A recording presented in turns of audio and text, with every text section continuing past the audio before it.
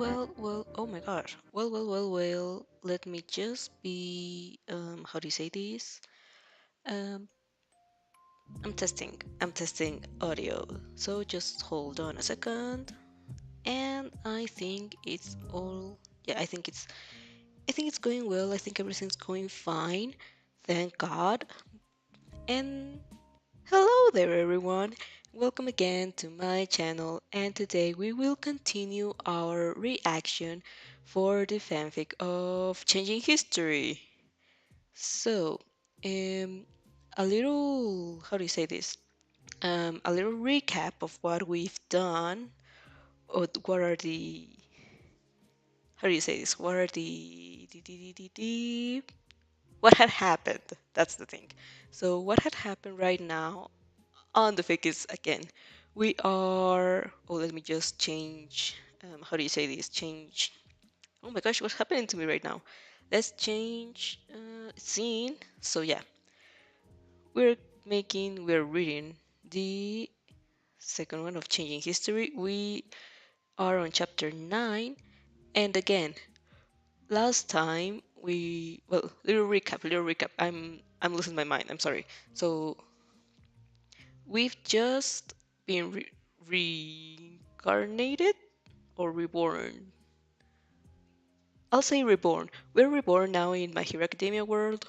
We've met Izuku, we've met Katsuki. We're child. Well, we were children when we met. We became friends. We've met Aizawa. We got the first autograph from him. We've also met Chisaki, and I think we also get an autograph from him, and we love that. So with that, oh my gosh, oh that I think that didn't happen in so long. Hold on, let me just change the microphone. Hold on a second. Let me just mute this.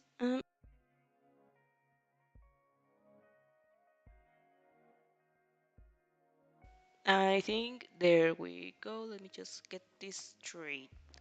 And let me get the music off. And we are correct.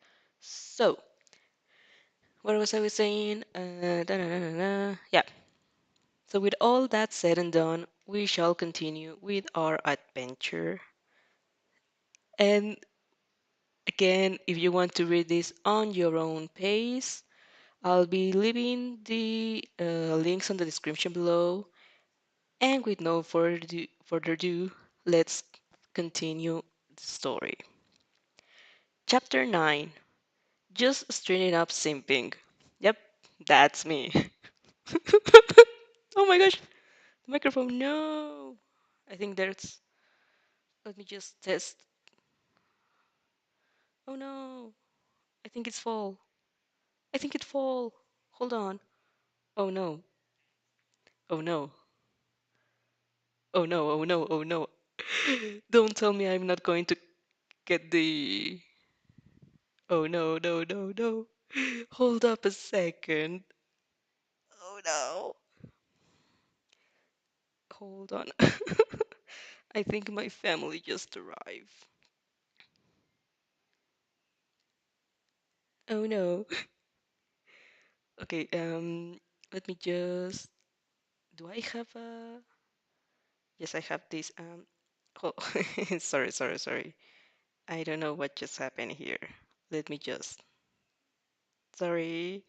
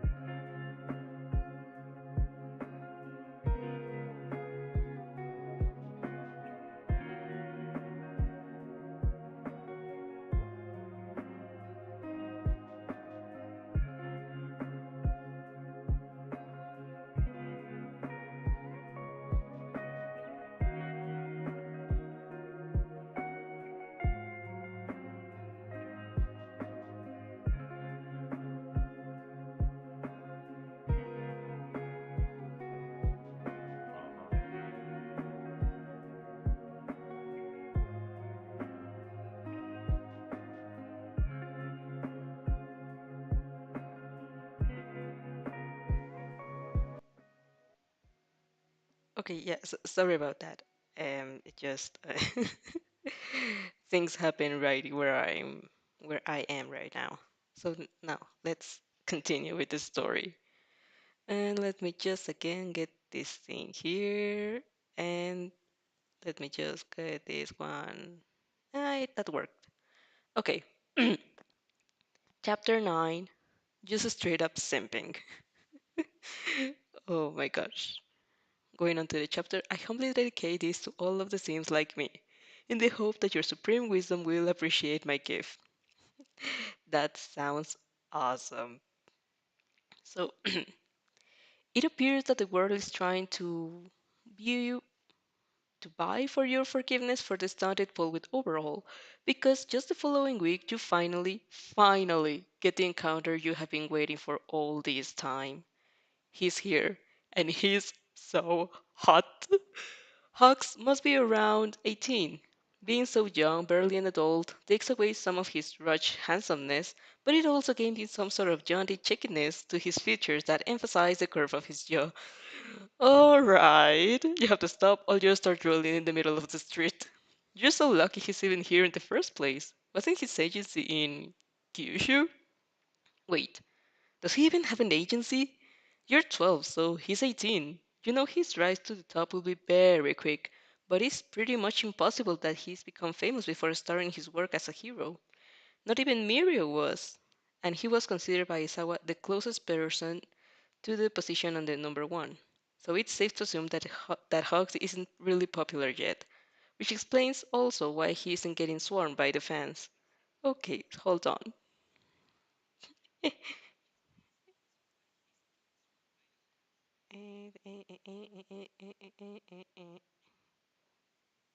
There we go.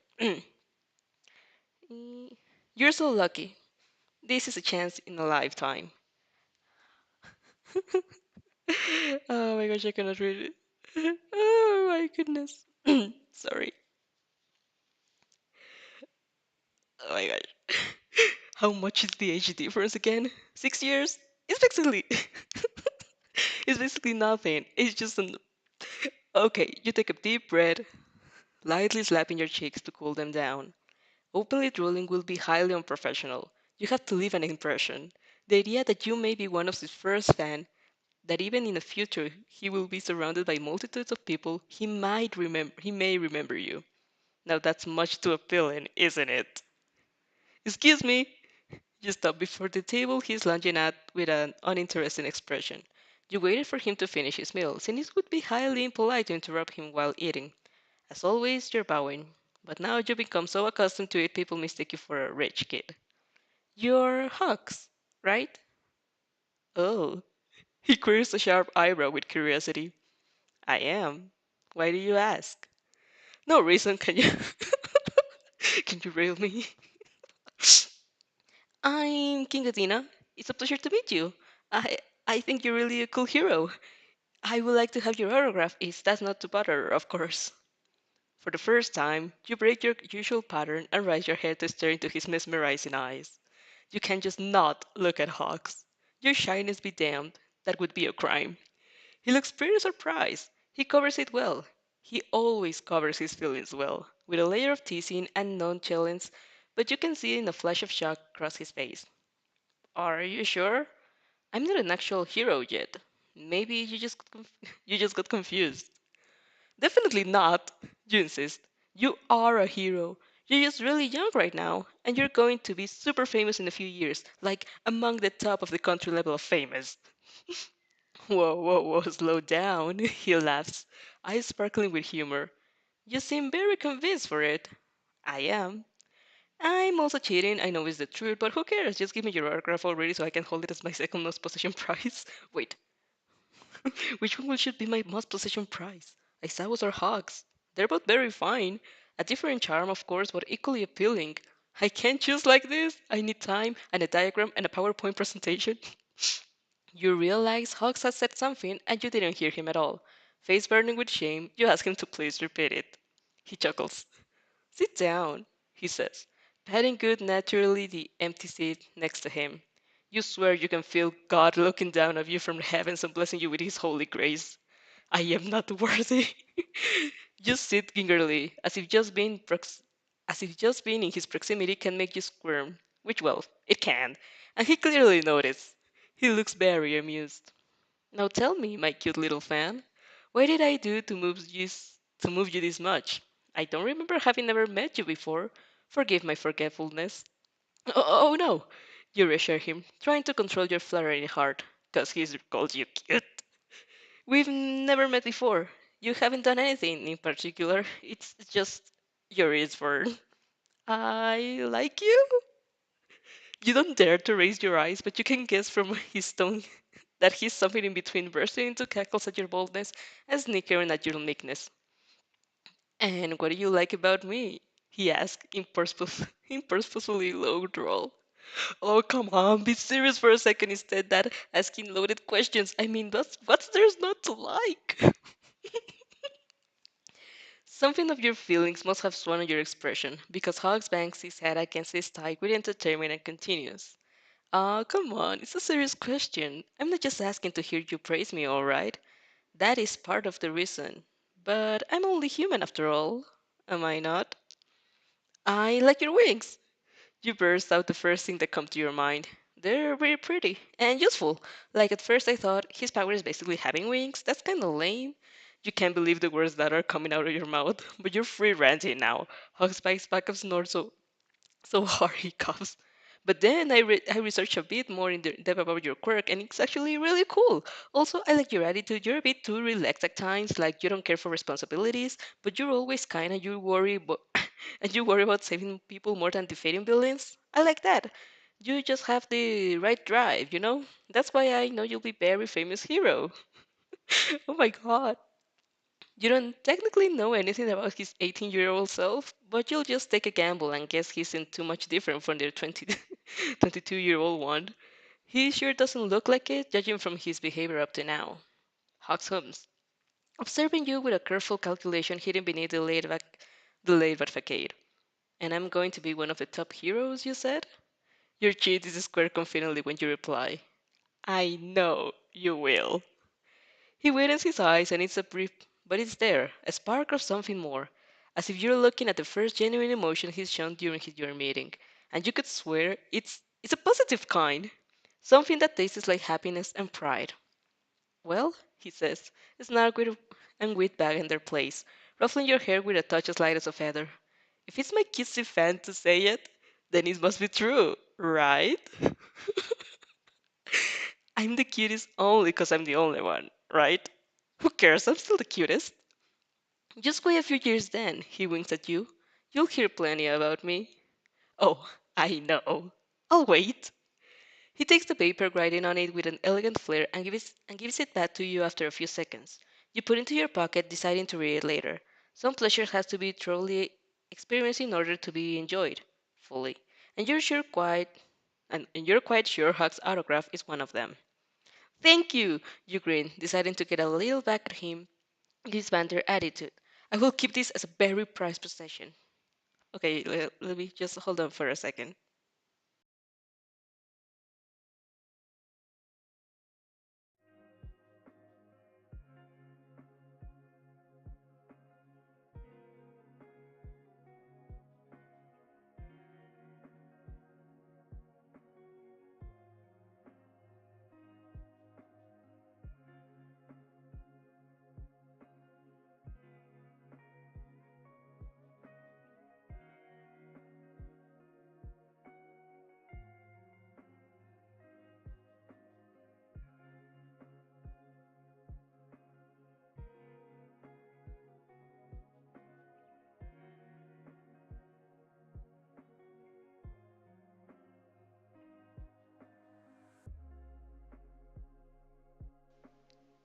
Okay, then again, sorry for that.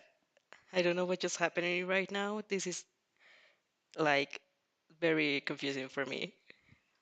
Okay, so oh my gosh, this is so. There we go. Where were we? Okay, let me just get this here. Okay, where were we? All right.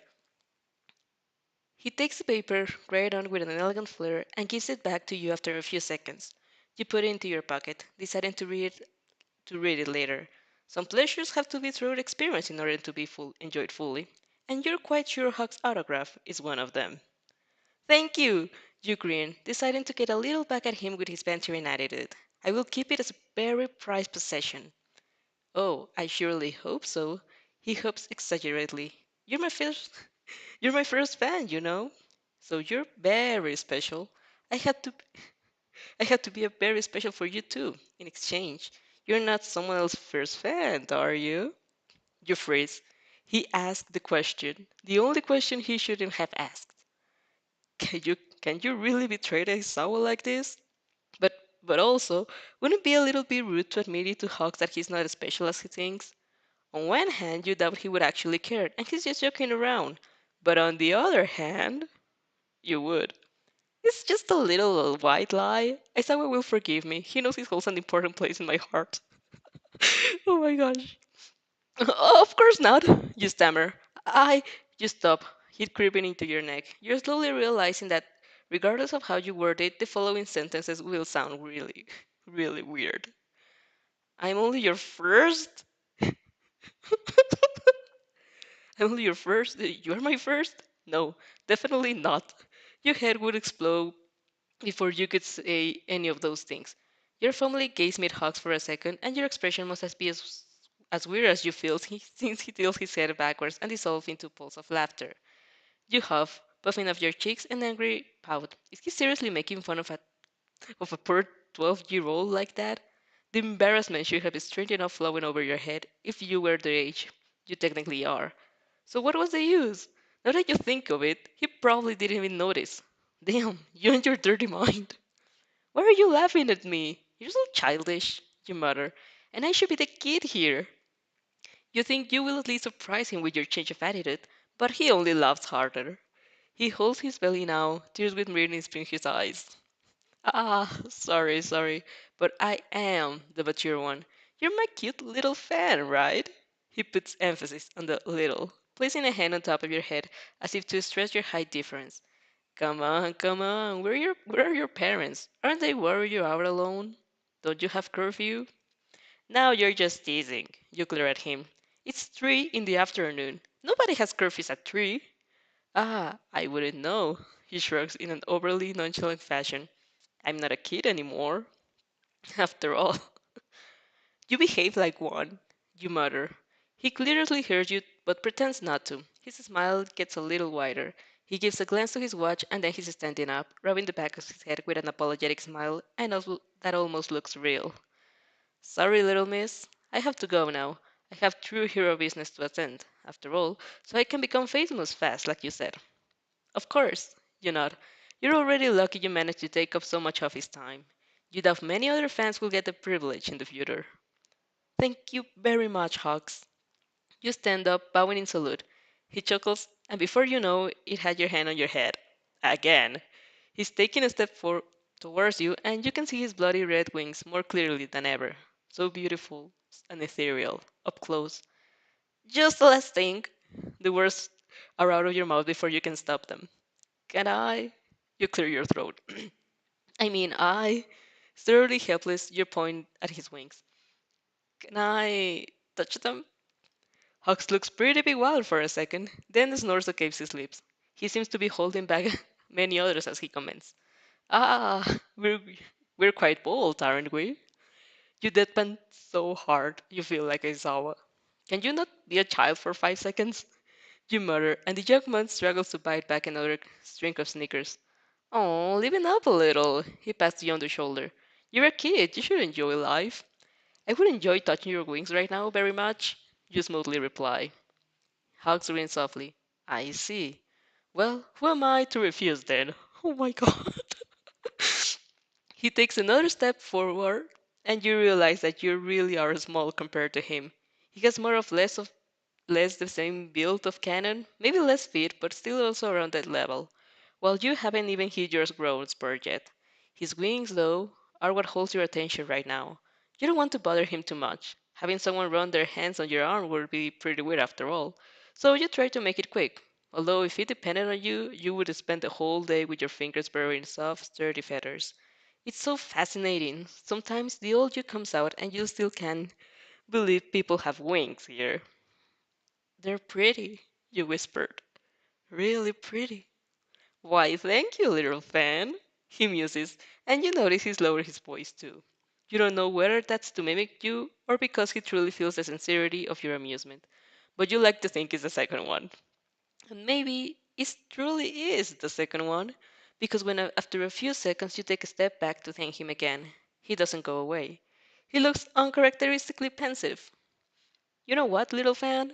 He says, a corner of his lips raising in a half smile. You gave me a gift today, and that's not something I can leave alone. I always pay back my debts, you know. I gave you something? You blink. I didn't. Of course you did. He pats your head again, but it feels more sincere this time. You gave me a fan. My very first personal admirer, didn't you? You nod, bashfully looking down. I mean, from now on, I know that anytime I do something cool on TV, a little girl is in her living room and going to scream my name at the top of her lungs, cheering on my victory, saying, Hugs, Hugs, I love you so much. He raises his voice up to a shrill octave. And well, that's really what keeps me from going when you're fighting villains. And here I thought you were actually serious. You interrupt him, viewing expression set into place. But I am, he swears. And the thing that bothers you the most is that you can't tell if he actually is. That's why I'll give you a gift. Close your eyes, all right? I'm scared. Oh no. You'll have half of the idea that by the time you open them, he'll have left, and that's going to be his last joke or something. But wouldn't it be kind of cruel to do that to a kid? What should his gift be then? Another pat on the head, probably? Or another autograph? I mean, I would really accept both things. You stay obediently still, counting the seconds until around the fifth one something tickles your nose. Your eyes flutter open, expecting to see Hugs bopping or something equally childish, only to drown in crimson red. A feather is tickling your skin.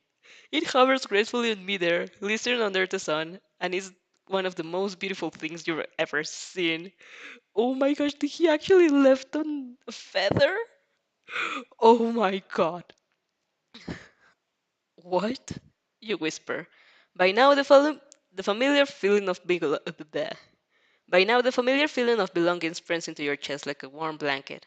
You don't know what to ask. You don't understand what he's going for, if you had to be honest. But Hawks looks very pleased with your confusion, buzzing with excitement as if waiting to tell you of his great idea.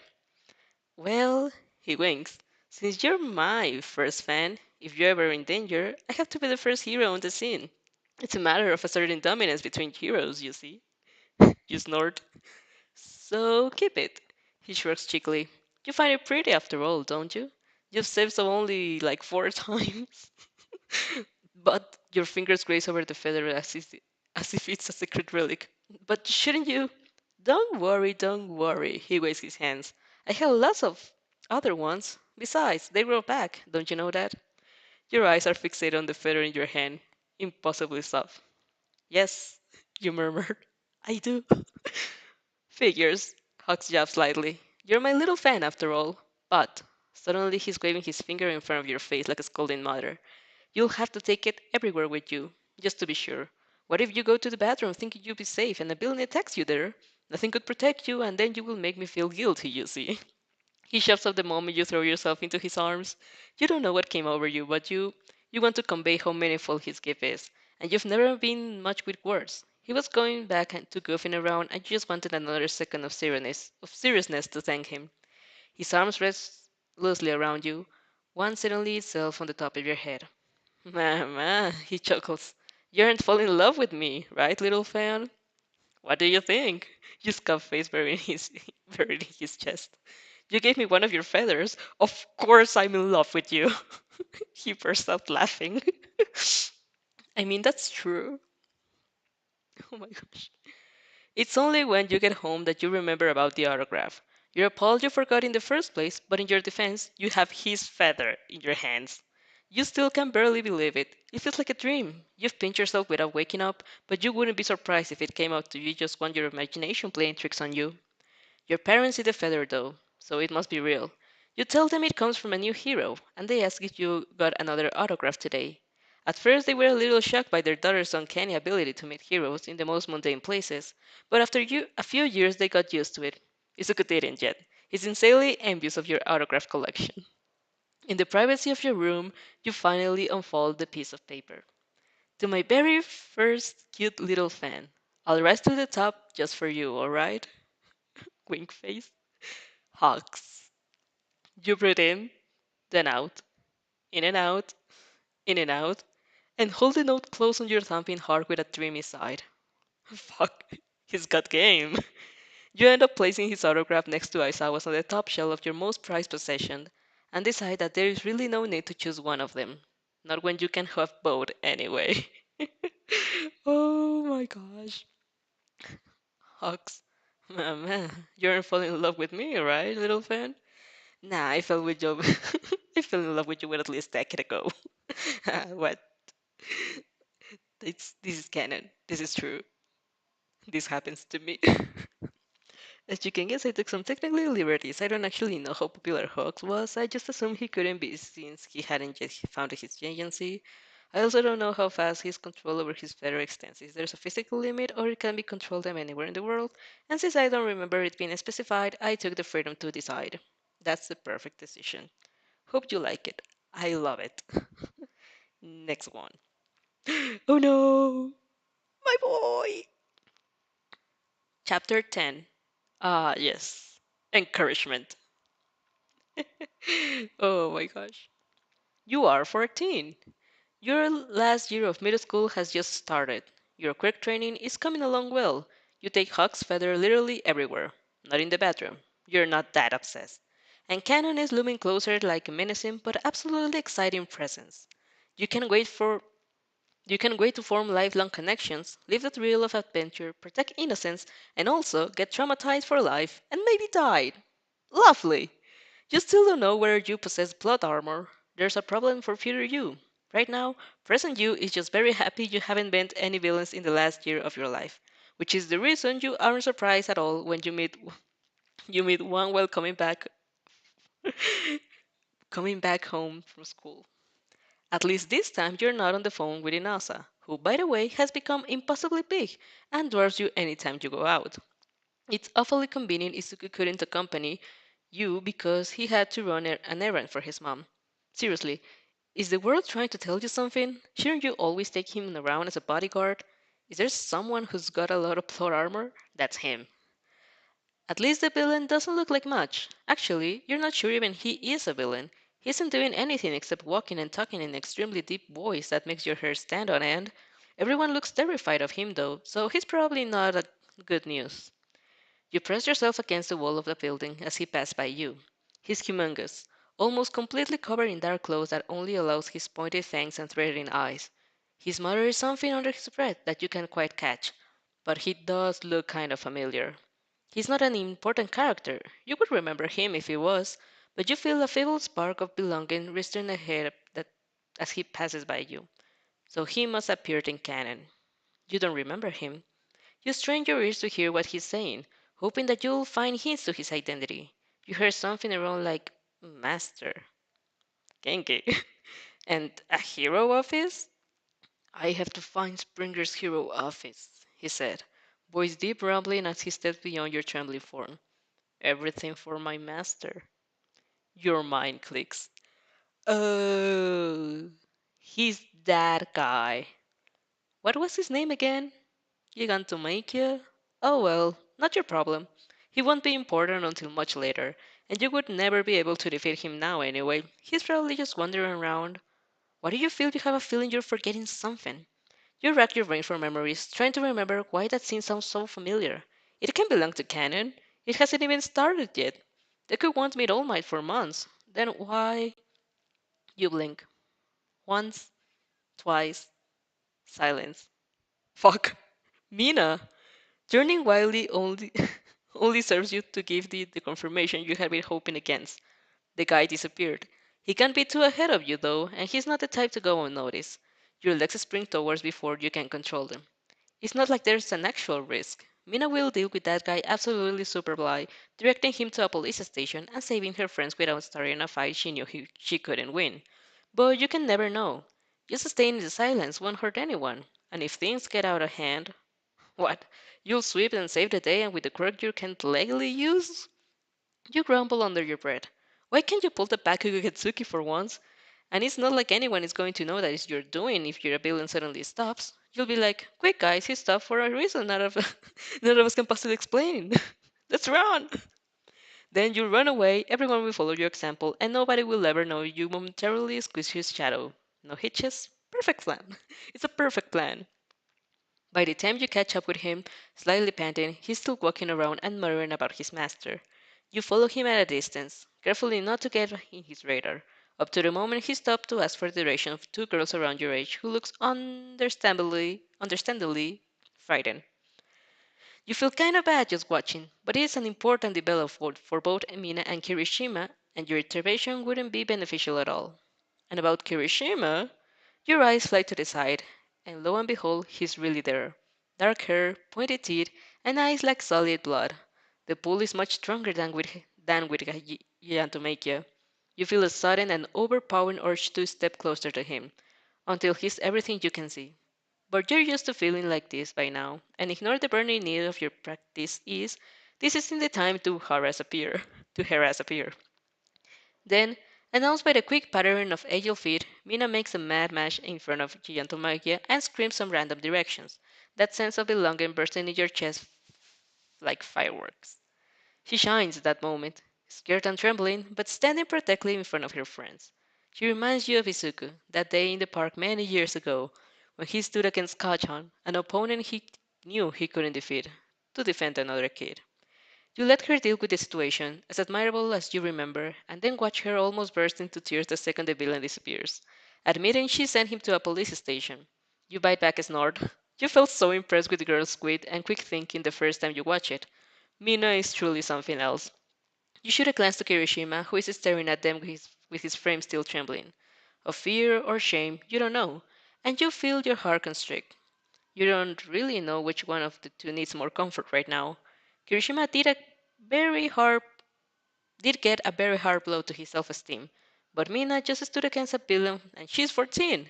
That must have been horrifying. What makes you choose though is your social awkwardness. Not your fault Mina is already surrounded by friends. How out of place would you be if you randomly pop up and try to comfort her? You, a little stranger nobody has ever seen. Far too embarrassing. You would sooner die. She has all the support she needs, and yours could come us as weird. Maybe it would be weird for Kirishima too, now that you think about it. You're still a stranger, but by now you're too close. You can back up. Fuck. Abort mission. You're too awkward. You can't do this. Your hand is tapping his shoulder. He turns, tears sprinkling from the corner of his eyes. He looked startled, as if he forgot other people existed. You open your mouth without the faintest idea of what to say, and lastly let out a quiet, "Are you okay?" He shakes his head, trying to clear it of the dark, festering thoughts. His grin looks like agreements as he replies, "Of course! Perfectly fine!" His voice lowered to a self-loathing whisper as he adds, "It's not like I got involved after all." "That doesn't mean anything," you reassure him, using your professional "I am an expert" voice. Witnessing such an event can cause upset regardless of someone's personal involvement. You don't have to be ashamed of feeling scared. Besides, I could see what you would have stepping in this way. Is it, oh my gosh, if it was me, I just would die for embarrassment. You don't have to be ashamed or feeling scared. Besides, I could see you would have stepped in if the situation got worse. That attracts his attention, and he turns out to you with bright crimson eyes. You could see that? Really? He reminds you of Izuku for a second, when he asked you if you thought he could be a hero. Damn, why does everyone remind you of Izuku today? Maybe you miss him. Next time he has to run an errand for his mom, you'll accompany him, and fuck all villains. I could. I could. You offer him a gentle smile. I still can now. Trust me, I'm good at these things. You wink, like the dork you are, and he gives you a wobbly laugh. He still looks shaken as he runs his hands through his black hair, but a bit more relaxed. Thank you.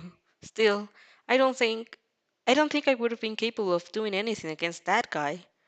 Oh, you snort, thinking about who exactly that guy is. Me neither. Honestly, I think even pros would find definitely themselves in difficult dealing with him. We're just teenagers. Yeah, Kirishima agrees, but he doesn't look quite convinced.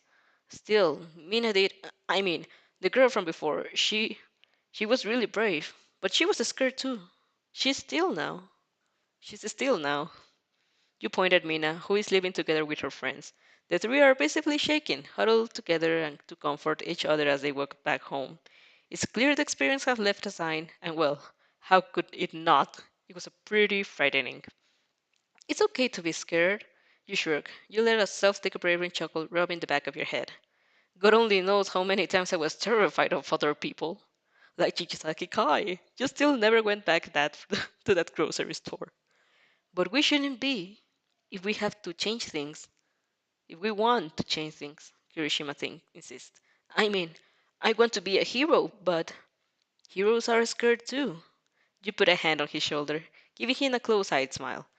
That's not important. What's important is that you face your fear in order to protect others. That's what makes a hero, I think. Is it not? Kirishima opens and closes his mouth a few times, a soft looking shock on his features, and you think that, damn, you're having another cool anime scene. Maybe the sun is shadowing your face? Then his cheeks get as red as his eyes, and you realize you're standing a bit too close. You take a hasty step back, bowing. Your coping mechanism to deal with awkwardness. Sorry, I am probably intruding in your personal matters. Please forgive me. No, he waves frantically with his hands. No, thank you. Why is he thanking me? It's nothing, you mutter. Thanks to you too. You don't know why you're thanking him either, but it just feels right. You're kind of replying you too to the waiter when he tells you to enjoy your meal. A few seconds pass as you stare at each other, awkwardness setting in, and you decide if you've done enough social interactions for the day. Well, it was a pleasure meeting you. You bow again. You have to bite your tongue not to call him not to call him by his name, remembering he hasn't introduced himself yet. I'll be sure to watch for the news for you, alright? You'll be a great hero. Oh. Kirishima almost steps back, flushing again. I don't. You really. You let out a chuckle. Cute. Waving your hand, you're about to turn and skip into the sunset, which doesn't exist since it's 4 of the afternoon. When his voice stops on your tracks, he has a hand outstretched as if to stop you in such a typical anime dramatic moment that once again you can almost hear the soundtrack. Wait, can you tell me your name? So poetic. King Athena!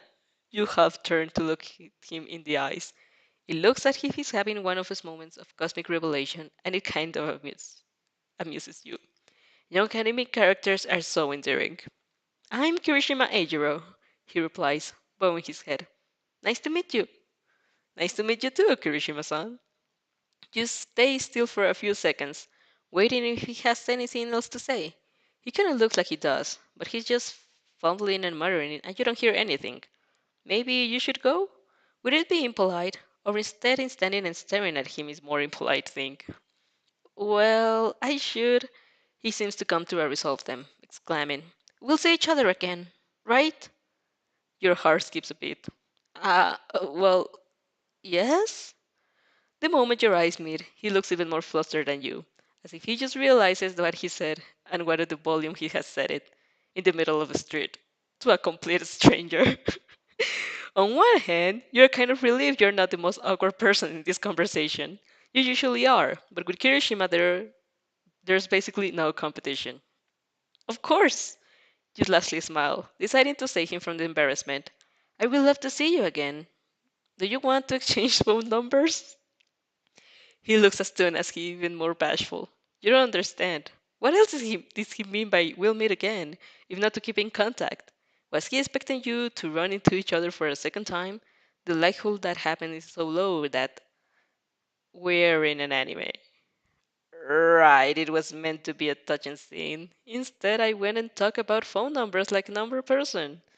I truly have to leave my previous mentality behind.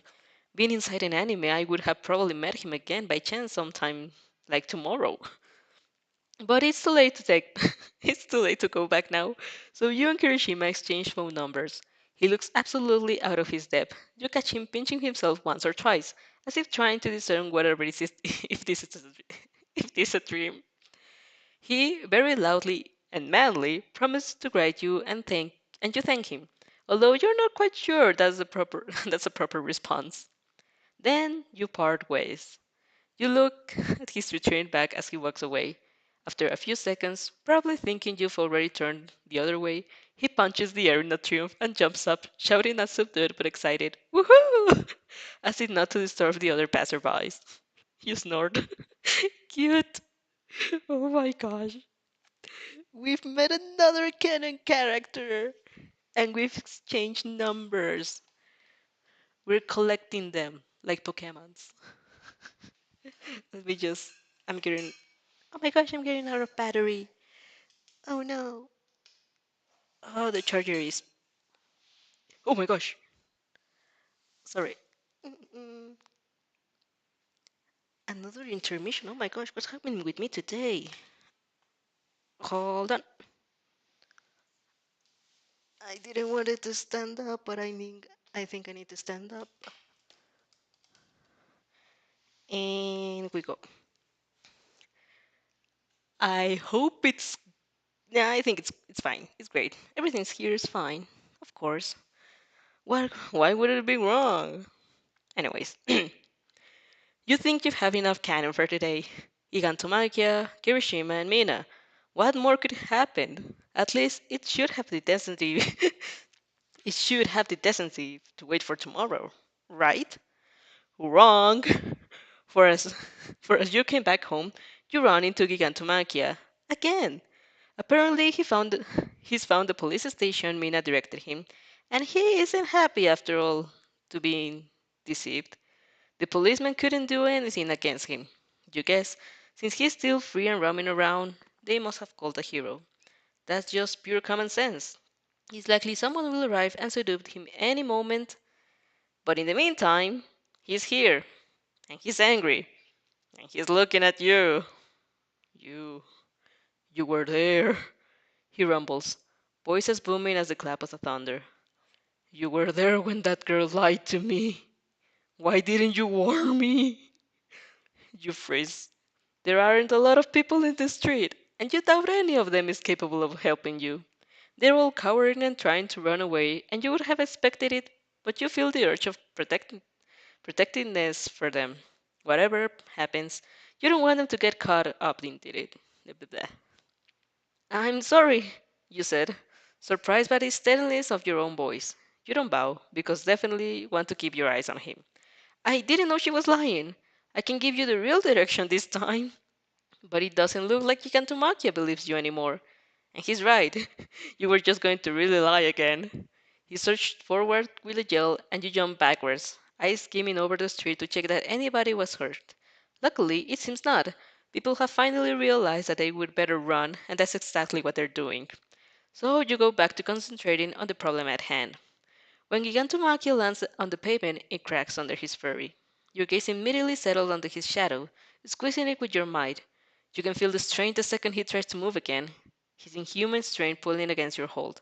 He roars, almost defeating you, making you wobble on your legs, shoving and shoving. He's slowly wrenching himself under your power. You gasp, feeling a strain unlike anything you've ever felt before. You've never had to hold still someone so strong. You're literally stuck, unable to concentrate on anything but your grip on his shadow in the chance it could loosen in the second if you get distracted. You can already feel fatigue settling in, and you know you have just a few more seconds before you let him free. Maybe a few seconds are enough for someone to come to help you, but maybe they're not. So, like you always do, you turn to your mind. Your strength is not enough. You have to think. Then a hand lands on your shoulder. Oh my gosh. Your breath hitches, concentration shattering in thousand pieces, and Gigantomachia breaks free with a howl. You! When he lunges forward, you think you're done for.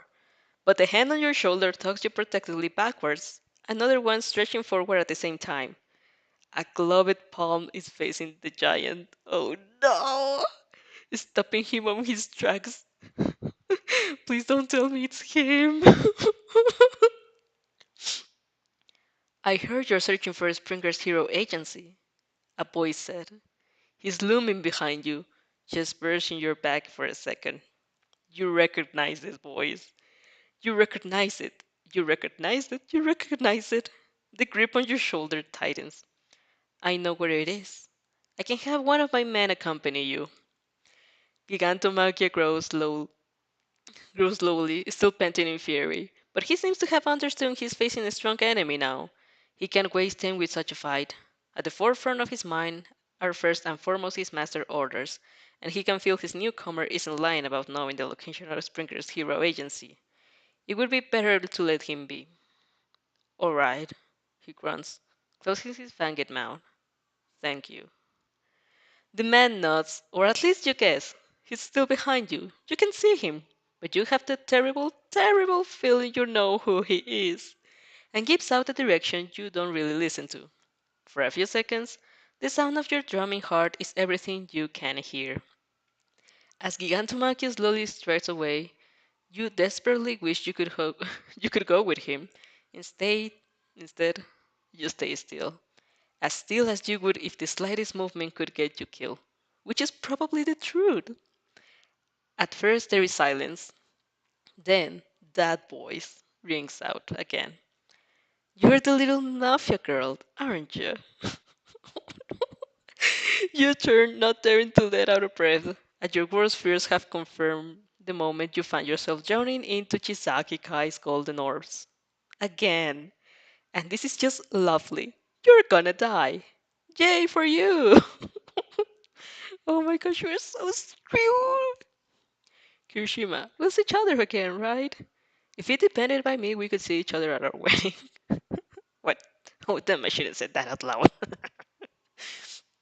Oh my gosh. Chapter 11. It's Villain's Day. That's such a perfect way to describe right now what is happening. Warning, heavy language. Reader put her big girl shoes on to talk with Overhaul and even go so far as to call him unsavory. Consider yourself warned.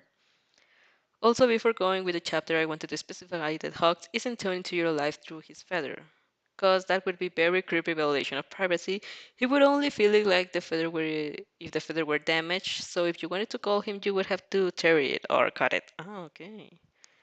You won't right now, because he's probably take a lot of time to arrive and you think you can get off this even overhaul like the first time, but can you? Oh my gosh. Well, let's see what's happening here. What was today? Fucking Villains Day? Did Mother attach you a sign on the back which read, Please villains, come and harass me?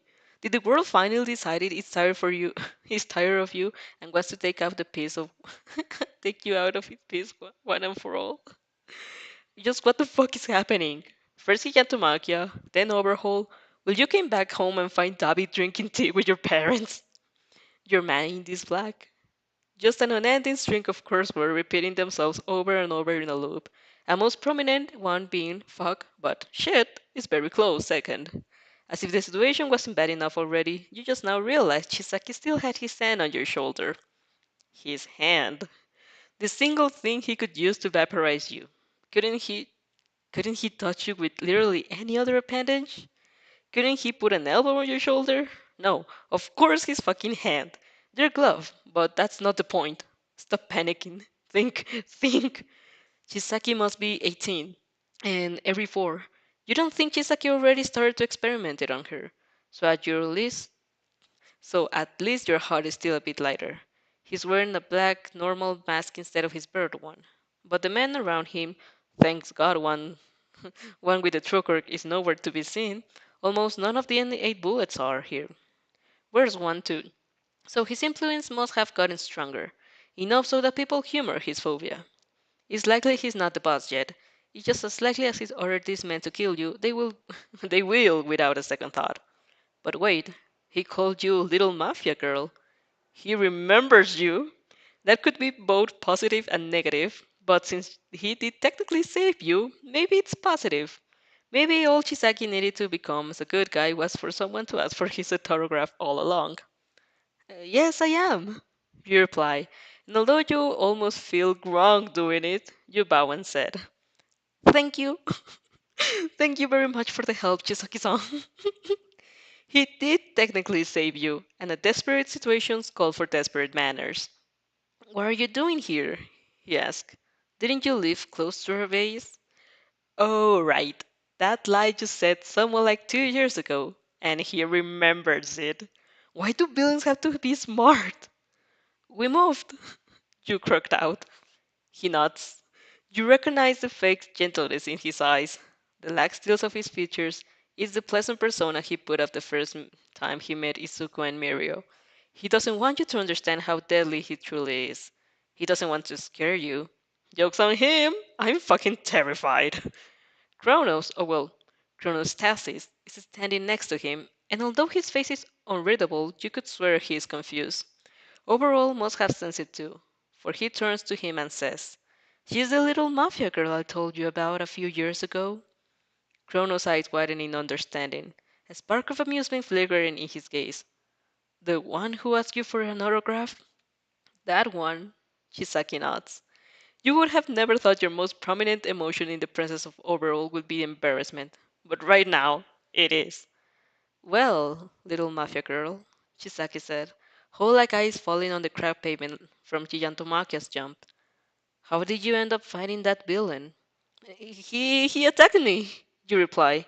I didn't know about the hero office he was searching for, and he got mad. But you managed to stop him, he notes, sounding faintly interested. You keep him still for a few minutes, at least. So he was observing. He only intervened when it became clear you couldn't hold it on your own. But before that, he kept watching you, analyzing you, testing you. What's your quirk? Oh my gosh. What's your quirk, little mafia girl? Fuck. Can you lie? Of course not. He may ask for a demonstration, and you can demonstrate a quirk you don't have.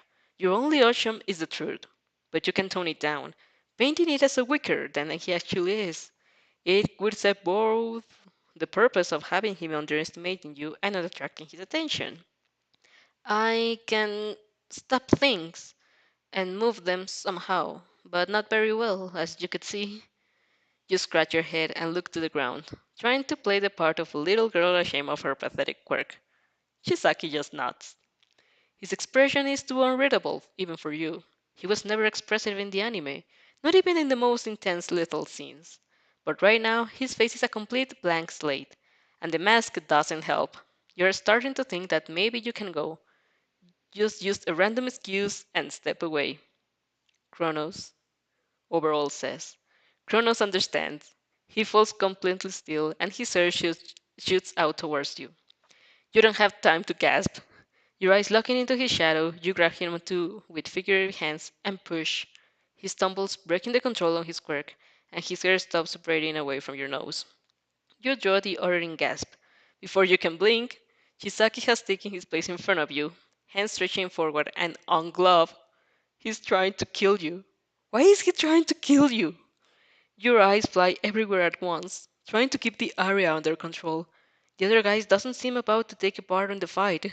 Chisaki gave him orders against it, probably, but two against one is still too much for your skills. You have to take one of them before they immobilize or vaporize you. You jump back to win some precious seconds, and focus on Kronos, the obelisk weakling. His shadow is dark and thick and murky, and you push him aside as hard as you can. He gets thrown against the wall like a rag doll, crumbling to the ground. But you don't have time to cheer. Chisaki shoots him with a quick side-eye glance, confirming he is now alone in the fight. And he becomes faster, much faster than he was before, and much, much faster than you. Before you can talk, gasp, think, his hand is wrapped around your neck. You have a single thought to realize that this is it. This is how you die. There's only blackness. You're gasping when you come back to your senses. You were out for a second. It feels like resurfacing from the underwater with a quick drip. Everything is the same. The sun is shining, the street is empty, and Chisaki is standing in front of you, observing with cold detachment your trembling form. Your legs are quivering and you want to sit down, but you don't. That's much more weakness that you're willing to show in front of overall. The man that is a few steps of distance from you, hands still ungloved, and the hives forming in his skin witness that he did. He did touch you. Fuck! You choke softly with your hips. You killed me! And then I brought you back. Chisaki points out, unperturbed. You should be grateful. Oh my gosh. You let out a strangled snort. Grateful? He murdered you. Tell me, little mafia girl. He hums, sliding one of his clothes back and leaving the other hand bare, as a reminder. Why do you lie to me? I feel like everything you say up to now was a lie.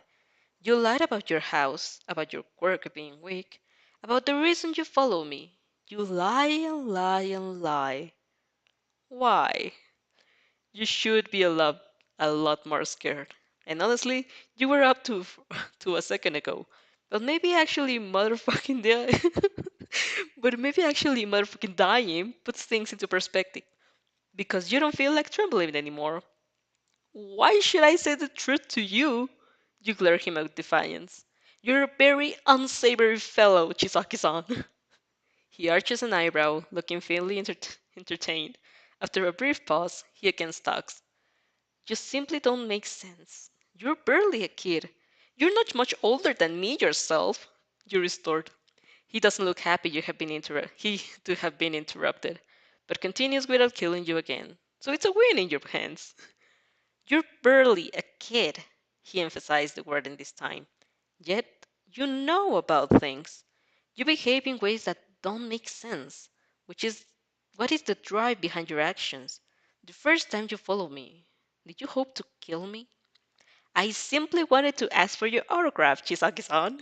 You greet out, coding the words in a not so subtle layer of sarcasm. I admire you very much. You're my favorite murderous criminal after all. Oh my gosh, what are we doing? Something flashes in his yellow eyes. I don't understand you, little mafia girl, he drawls, and I don't like what I don't understand. That's a very childish mindset, Chisaki-san. You muse, taking a guard a step back. You should instead put more effort and try looking out for the You should instead put more effort and try looking out of the box to master even things you don't understand at first glance. Are you suggesting that I should study you? His voice is dark. Slithering snake. Maybe if I break you up in many little parts and then put them back together again, I will be able to understand you better. An image of Eri flashes through your mind and you feel sick. That's exactly Overhaul's go-to strategy for some things he doesn't understand, and you know it much very well. You have to escape. Things got definitely out of hand, and the more time you spend here, the more time risk increases. Kronos is momentarily out of the game. That's an advantage you can't foolishly lose by waiting for him to wake up. There are also other four guys, or five. You don't know when they'll jump or to attack. You don't want to find out. The first the first time I met you, I knew who you were, you carefully said, deciding to mix truth and lies to distract Chisaki. You can say you follow him because you knew he would eventually do something bad, and you want him to find out whether he already did. You'll have to wing it. I knew what you were capable of. You met his eyes. I saw you in action once. That's technically true. He'll probably deduce that you ran into him killing someone and not that you watch him in a screen or another world. But that's not your problem. I followed you because I wanted to find out if I was right, if it truly was you, if you know what I'm capable of, he says, flexing his finger on his ungloved hand. Shouldn't you be scared? I am, you admit. But you should be careful too, Chisaki-san. I'm stronger than I look. That must be the biggest fluff ever. You, boasting about your power to overall? You're truly desperate. Show me then. He spread his arms open, inviting you to take a step forward. Good. He's expecting you to attack. What he's not expecting you is for you to have absolutely zero intention to fight him, and every intention to fucking escape. You act in a second. Holding into Chisaki shadows, you throw him backwards, make him duck his heels into the ground as he unwillingly retreats. Then, in what you perfectly know as a desperate move, you lock eyes onto the shadow of nearby pole and pull, pull. You've never tried it with an object thing before. Something tears at your right feet, and you feel a second of panic because you're losing your shadow. She will escape! But then the pole is falling, rattling and clanging, and it crashes against the ground in a flash of spark. For a second, it's pure chaos. People shout, curse, move, and you dash into the closest side alley with movements so jerky you almost face plant to the ground. Your right foot is still hurting, uncomfortably warm, and you're sure if you look down you'll see a Jake, Jack, a Jake. You see a tear, your shadow pulling furiously to break the connection and finally escape. She can't though. As long as you don't use your quirk again, she won't be able to run, and you don't plan to let her. If you lose your shadow while facing overall, you would just be digging your own grave. So you keep running, not in the direction of your home, you're not that stupid, but towards the busy center. Fortunately, you were close enough. The moment you stumbled inside a bustling street, and it saved so many people here, you're safe. Hair messy and eyes wide like a lunatic, your whole body sags in relief. You look behind your shoulder, but nobody is following you. Maybe overall, blah, blah, blah. Maybe overall gave up, and or maybe he's still searching somewhere.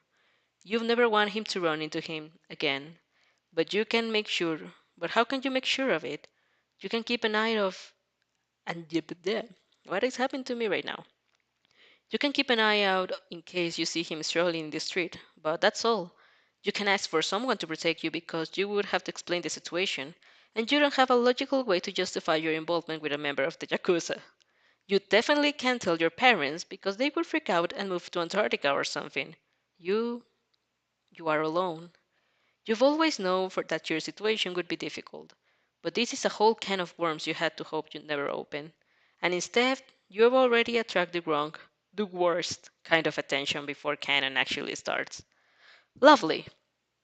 Athena, a voice calls your name. I thought you would go home. You turn, raising your arm in defense. But it's only Izuku. Izuku, your man says. Friend, best friend, protection. You relax. Well, yes, I was delayed. You're once again surprised by how your voice doesn't shake like your heart is doing. Something unexpected came up. I see. Are you fine, Athena?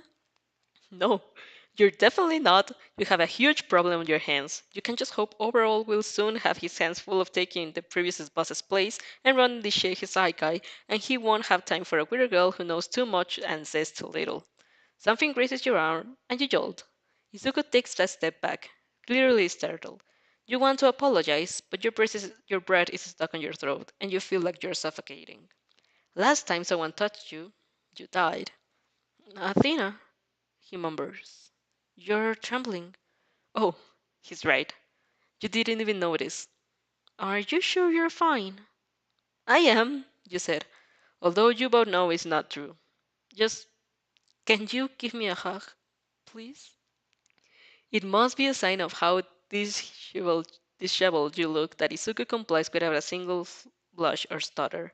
His arms come to grab around your frame, his grand curls sticking your cheeks, and he's so small, still, so weak, nothing of the hero he will become. But you still feel safe anyway. You breathe in deeply, basking in the warmth of your friend.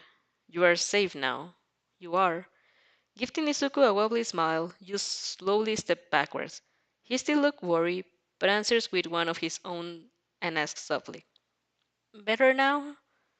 Hmm. You nod. Your throat is constricted. Much better. Just another thing, Izuku. Of course. Next time your mob needs to run and around somewhere else, you pat his cheek. I'm coming to fuck with you. Izuku gasped. It's probably the first swear word he has ever heard you said. You mused. It must be a shock for the poor boy. Well, it's time to put up it's time to put his plot armor to good use.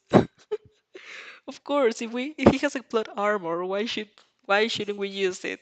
That's a better that's a good that's intelligent of our part.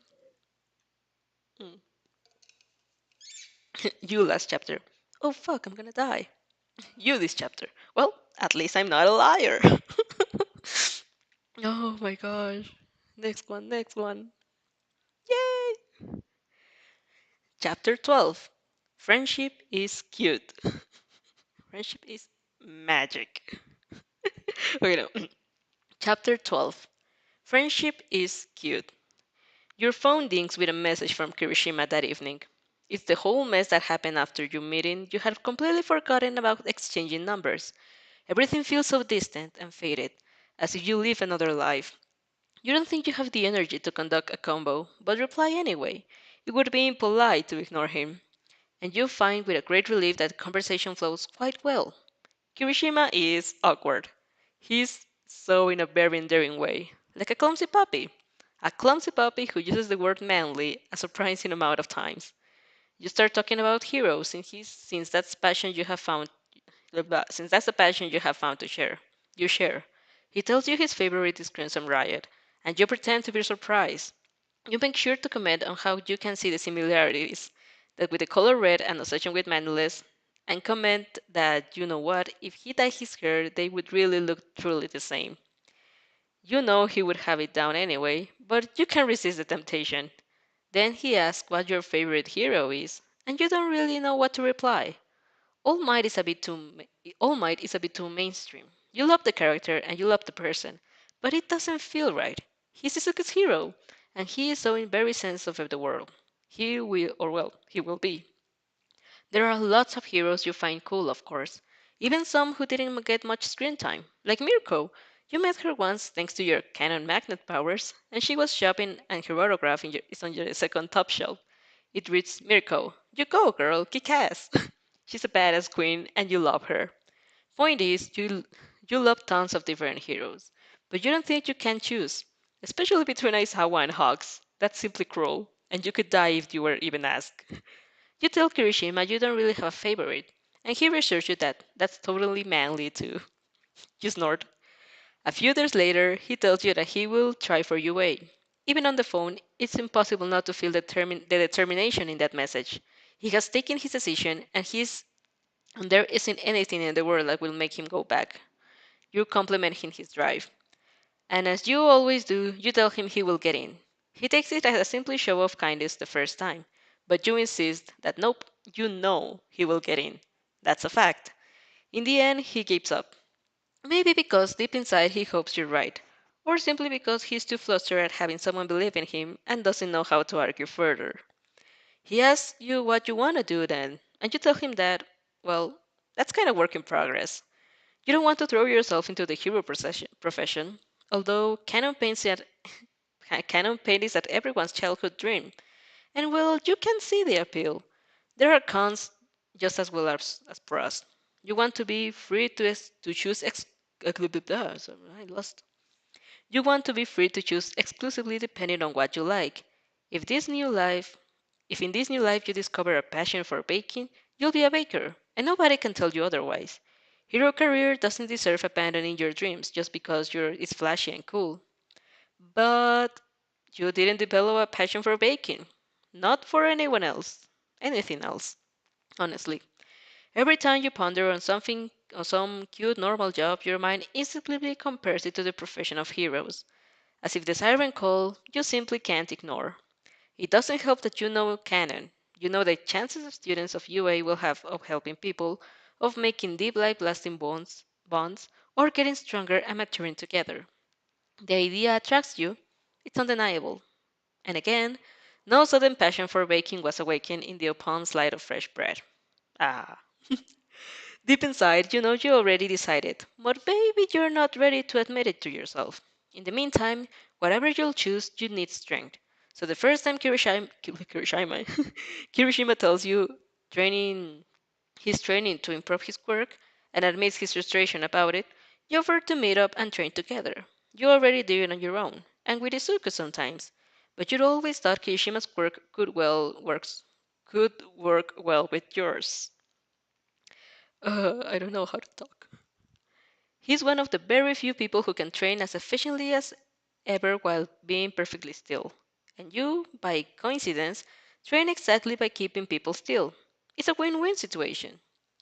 You meet up in a park and your training starts. You keep him still and bombard him with small pieces of rubber and wood, or really whatever you have in your hands.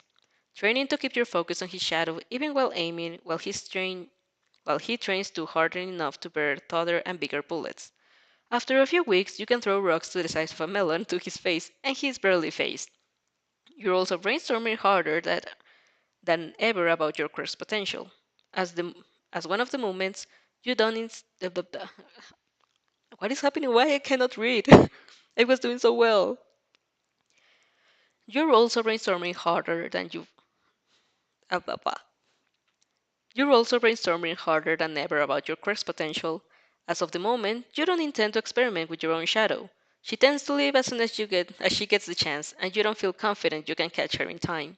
It would be better to train under supervision for someone able to help you, like Aizawa. But that's just a wishful thinking. Since the attaching your shadow from your command is out of the game, you're thinking, and hell, you must be really a masochist to experiment cutting off only small parts of it. If, let's say, you tear off your foot, what will happen? You will probably feel fainter, yes, but not so bad to impede you in a fight, and you would have a piece of shadow to mold to your will. Maybe you could shape it into a weapon. Not like you know how to use a weapon, except of a except for a bit knife play, but still, even just a shield. It could be your very own little version of Yaoyorosu's quirk, much more limited but better than nothing.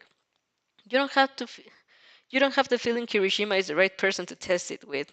Though the moment he's noticed you're endangering your health, he'll very like you have to stop.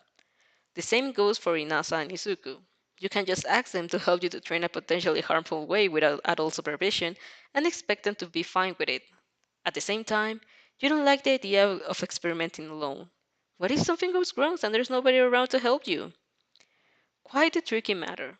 You'll find a solution, but for the time being, you make the most of training you have to with Kirishima. And going back to Kirishima, you often spend time together before or after practicing, to chat or relax. At first, he was extremely flustered.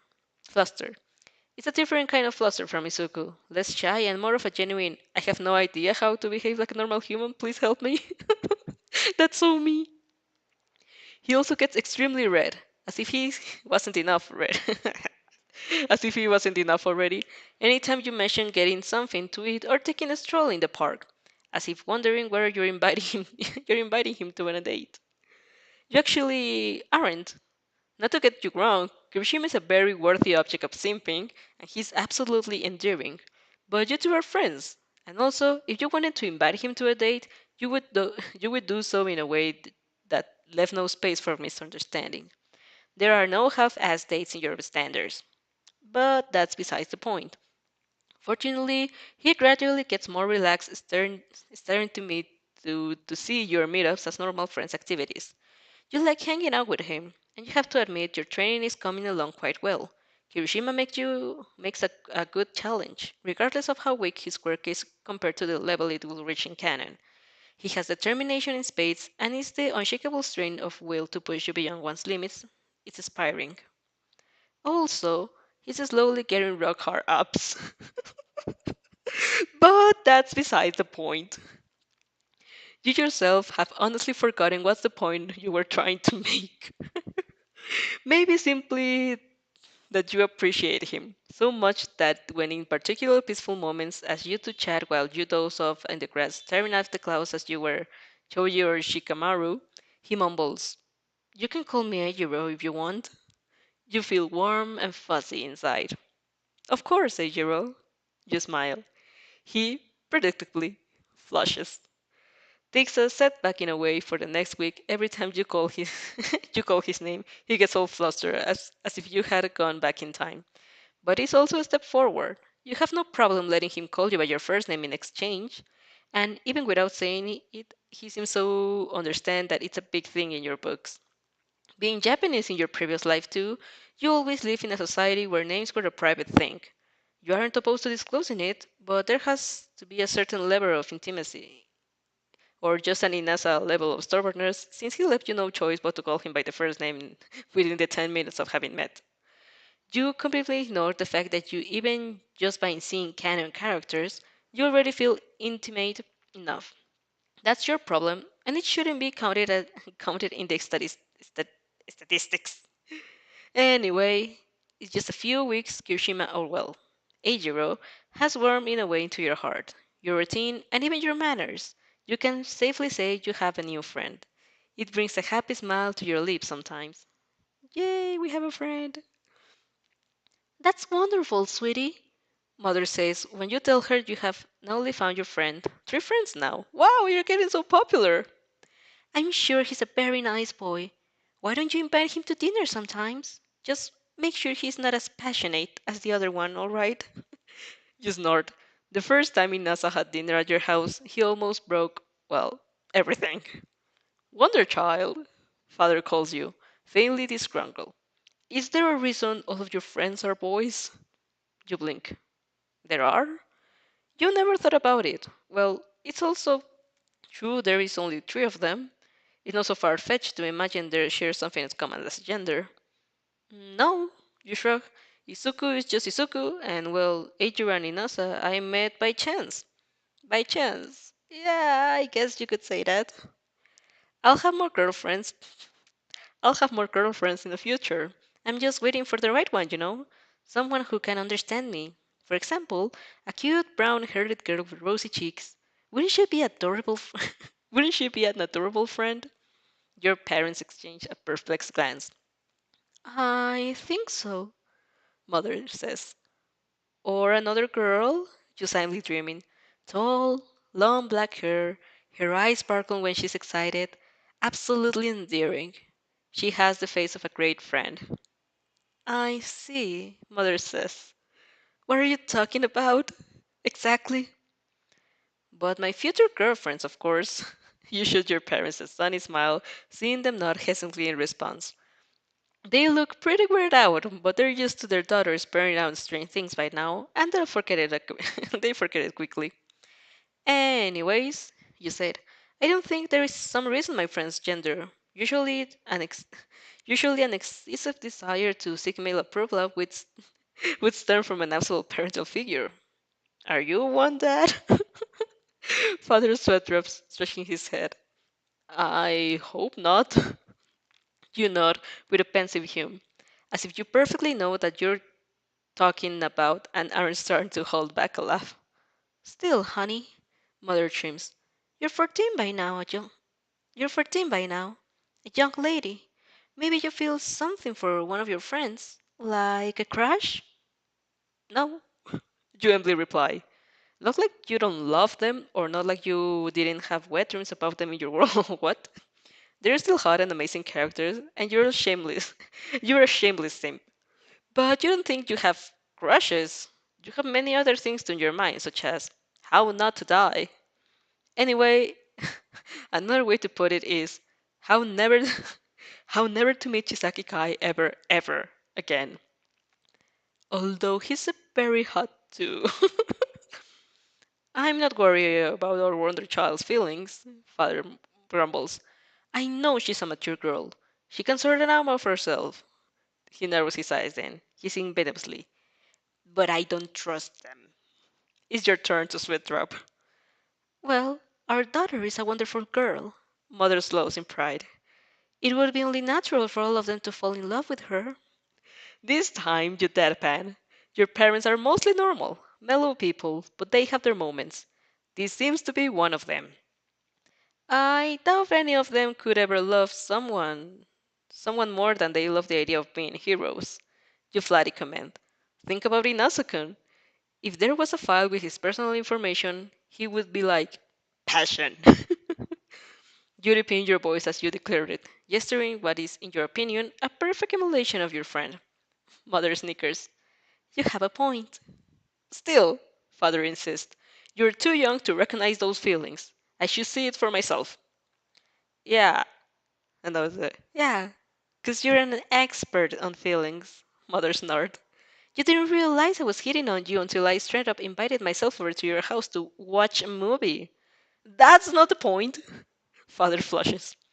You wonder in what predicament you ended up into. Is this one of those embarrassing situations where your parents behave all lovely-dovey and you should slowly backtrack into your room? Still, mother suggesting to invite Kirishima for dinner and father wish to see it for himself could both be fulfilled without much problem. And you feel like the food your parents make when they are the host. It's delicious. Hey, Ejiro, just the next day as you do your morning jogging. What do you say about having dinner at my house? Kirishima's face becomes 5 different shades of red and he trips for the first time in all of your runs together. But he accepts. Yay! It's easy to see that your parents like him. Not like they ever dislike your friends. You know father has a has a soft spot for Izuku since he's always sweet and shy, while mother finds Inasa much more entertaining. While he doesn't actually while he doesn't accidentally break your plates. Kirishima manages to make a good first impression too. He's polite and energetic, a bit of a mix between your other two extreme friends. Your parents comment on his passion to be a hero and his drive to train every day.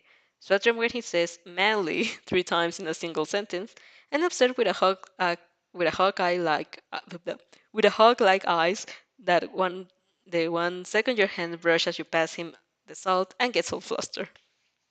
You just hope that he doesn't notice it, or it would be awkward to explain. You know that your parents have drawn their conclusion after a single salt split up, but at least they have the decency to wait until you're alone. Well, Mother admits later on, when you've already said bye to Kirishima at the door, reassuring him that he had been very manly and your parents adorn him. It does look like he has a little crush. See? Father victoriously points out, I told you so. You sighed, staring at imaginary cameras as if you were in the office. He's just awkward. He doesn't have a crush. We'll see, Father grumbles. One day you'll come home upset because he confessed his feelings and you had to reject him and I will console you of course like a good parent always does, but inside I'll think I'll told you so. I'll keep that in mind, you dryly reply. Mother laughs as he kisses you good night. Oh. Mother, don't you feel a little something for one of your friends? Like a crush? You. It's called simping, and I feel it for everyone. Fun fact, in NASA's official personal file, he's like actually his passion. Izuku is Katsudon while Eijiro is meat. Oh my gosh. That's nice. Next one. Oh no. It started. It's just starting. Yeah, I'm going to read this one. Chapter 13. Canon begins. The fateful day finally comes. The first day of Canon. You don't sleep all that night. At morning, you can't stop skirting, fingers trembling with adrenaline, which buzzes beneath your skin like a swarm of electric flies. Your parents attribute your behavior to the excitement of finishing middle school, and Isoku is too jumpy himself to comment on your agitation. The day passes in a blur. Bakugo's screams are just in the background noise, which quickly fades the moment you stop concentrating on it. The teacher asks you about your future ambitions, snapping you out of your daze with a little startled jolt. Now that I think about it, Midoriya and King wanted to try to UA too. You shrug in response. You don't really care. You have chosen to try UA for a few months ago after weeks of mulling over it. You're kind of confident you can pass the entrance exam, having trained your quirk ever since you got it. And after all, you're meeting with important characters, you realize that living out of outskirts of the action is not really an option. You would accidentally stumble on some really dangerous situations once a week, even if you try to lead a normal life. And without any kind of training, you would get killed sooner or later. Besides, you kind of like the idea of being a hero, saving people, being strong enough to take care of yourself, getting admired, also meeting lots of wonderful characters you already like to get to know. Sure, there is the danger part, but heroes always protect each other from danger. Fighting with friends and passion, of course, makes a hero invincible. You think Ines is right after all. And well, Izuku is trying for UA, sure, and you're weak to his puppy's eyes. Okay, let me just drink water. My throat is hurting. Mm.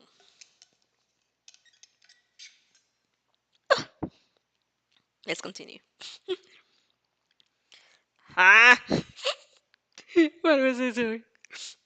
Bakugo shouts, blows something up. He doesn't look happy. The usual. You are much too giddy to pay attention to his tantrums. You keep an eye on him in case he tries to do anything to Izuku. You know he won't, he never has. But the canon version was different, and part of you is almost scared now that the actual anime has started, all the changes you brought will just disappear. But for the most part, you let your mind wander whatever it pleases. And of course, it wanders to all the fundamental things you know will happen later on the day, which beg the questions. What are you going to do? You didn't exist in canon. You didn't exercise any kind of influence on that day. Oh my gosh. The lights just came up. You didn't, yeah, you didn't exercise any kind of influence on that day, and it ended up perfectly well. Izuku got one for all and finally received concrete chance to become a hero. What if just by existing you change the outcome? What if somehow you prevent Izuku from meeting All Might and the whole anime never happens? Izuku would try to UA without a quirk, would never pass, and his dreams would stay just that, a dream. All those times you told him he would be a hero, just stupid, pathetic lies. He would get mad at you too probably, and he would be right. You will never forgive yourself if you change something today. You can't let it happen. At first, you want to be with Izuku when he got attacked by the sludge monster to protect him. But then you thought, what if that prevents All Might from intervening? Or what if, knowing you're there to guard him, he leaves while Izuku is still out on cold and never interact? Or yet, what if Izuku doesn't want to leave you alone and decides not to attach himself to All Might's legs with like a leash, letting him jump away?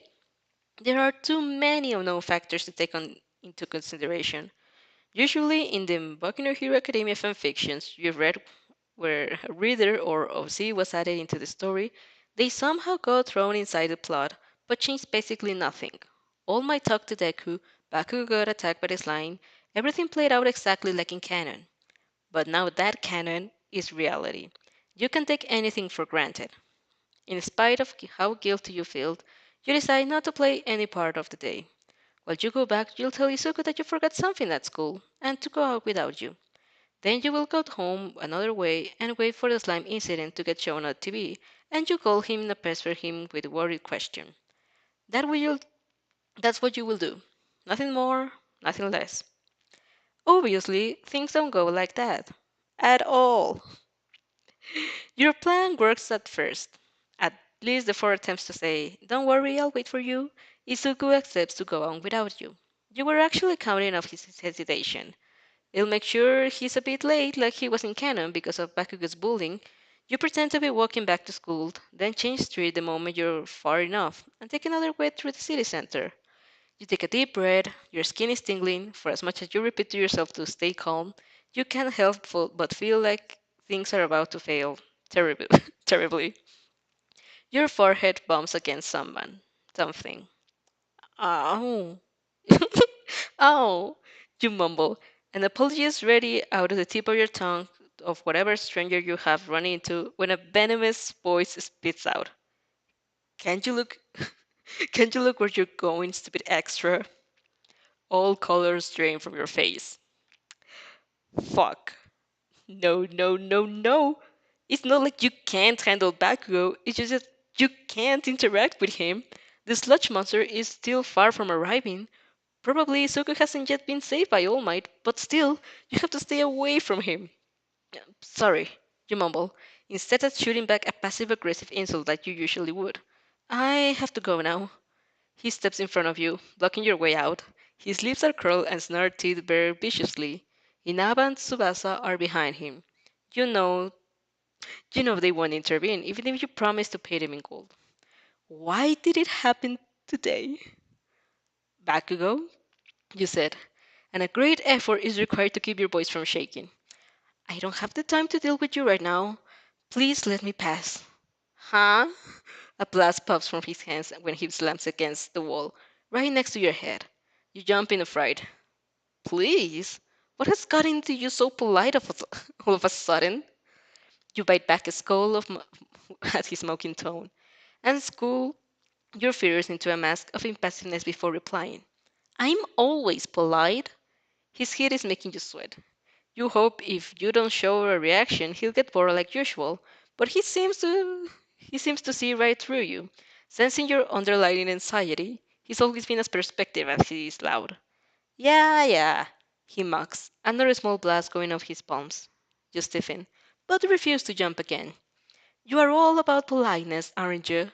You hope it will hide how useless and awkward you actually are. You curve a teasing eyebrow, a corner of your lips rising in a half smirk. Wow, Bakugo, you're really going at it today, aren't you? What? Has your puppy died? Or maybe you're finally getting sued of using your quirk on license? As if to prove your point, the wall next to you, next to your head, almost catches on fire. Further blackened by his anger. When you open your eyes again, he's looking aroused, surprised to find nobody. He's searching for Izuku, you realize. Of course. Where is useless quirkless Deku anyway? He growls. You're always attached by the hip. He went away. You reply with an angelic smile. He heard you come and didn't want to ruin his day.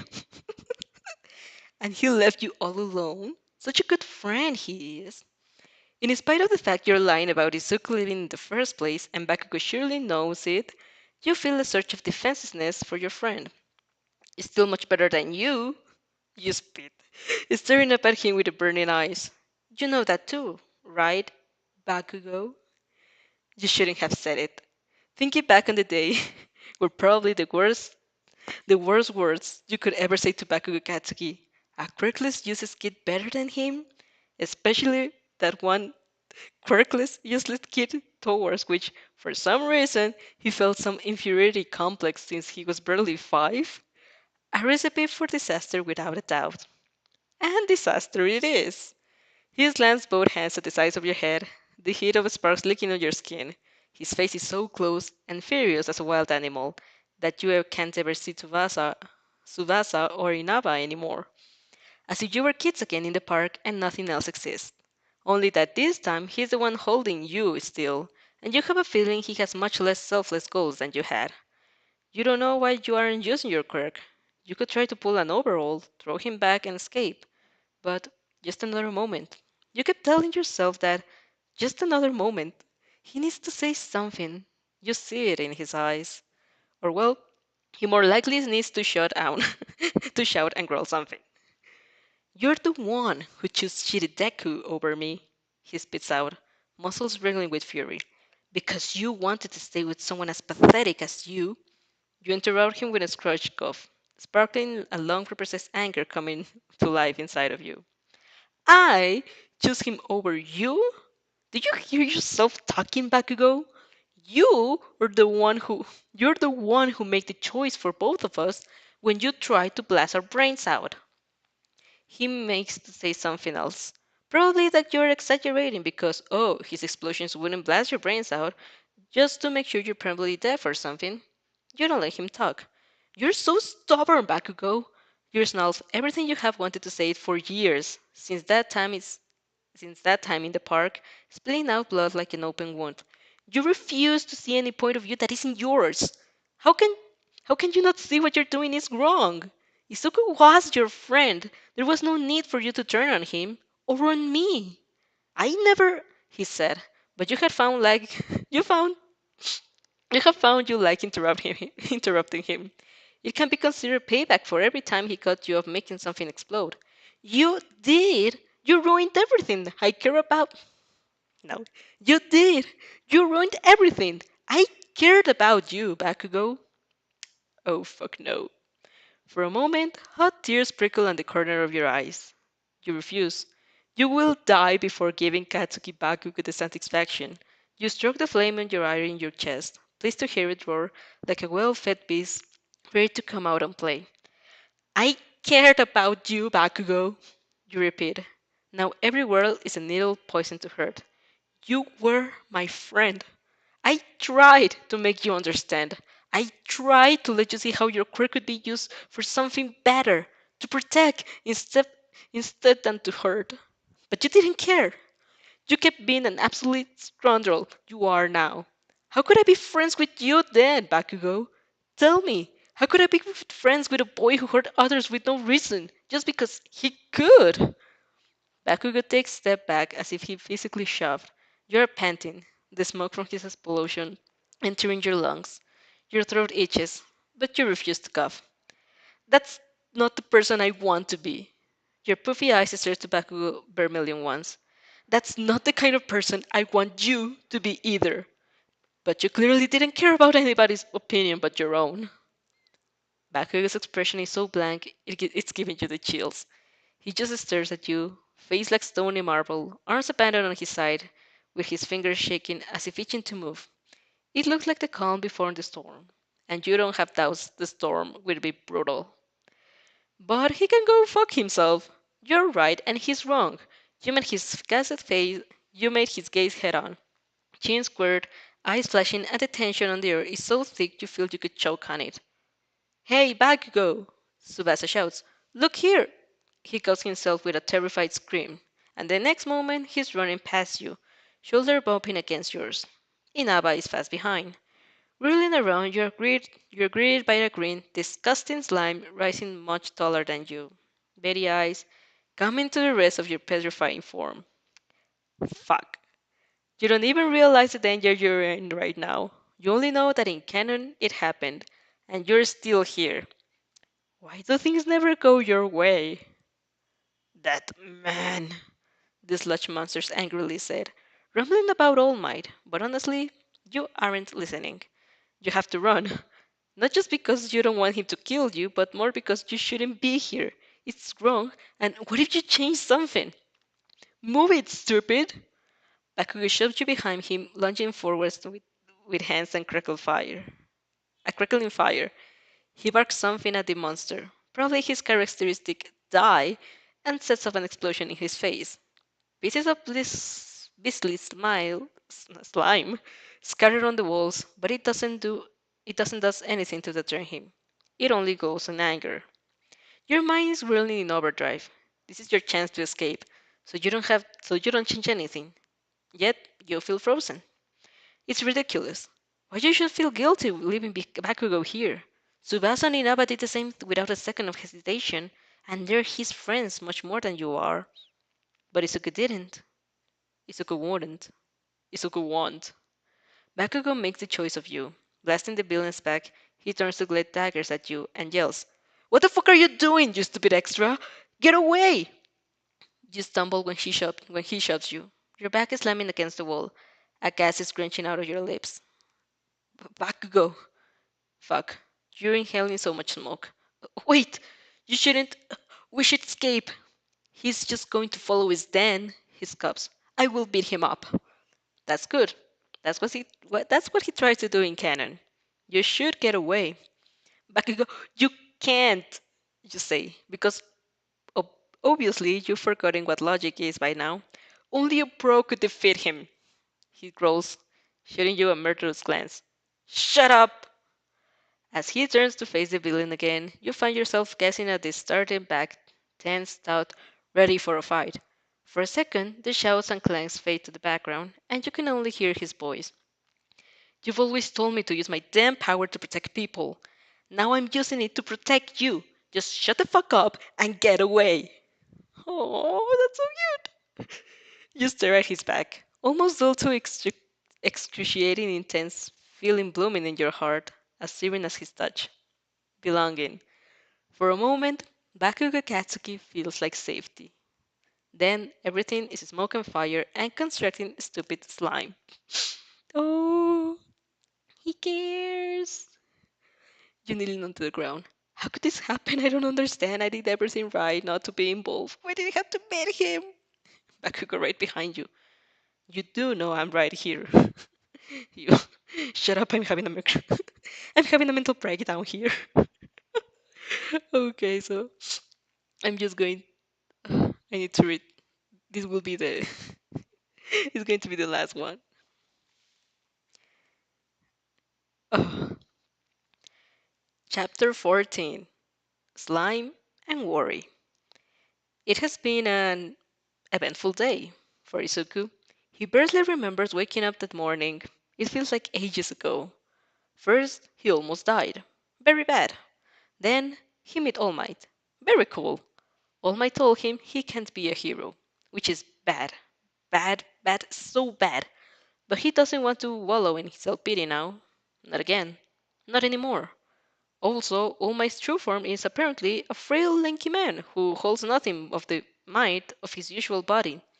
Still, that doesn't change a lot for Izuku. All Might is still All Might, the greatest hero of the world. He's hero. He is role model. He is. Can I be a hero too? No. Izuku slaps slightly his cheeks to chase away those thoughts. It's normal. It's normal. He's quirkless.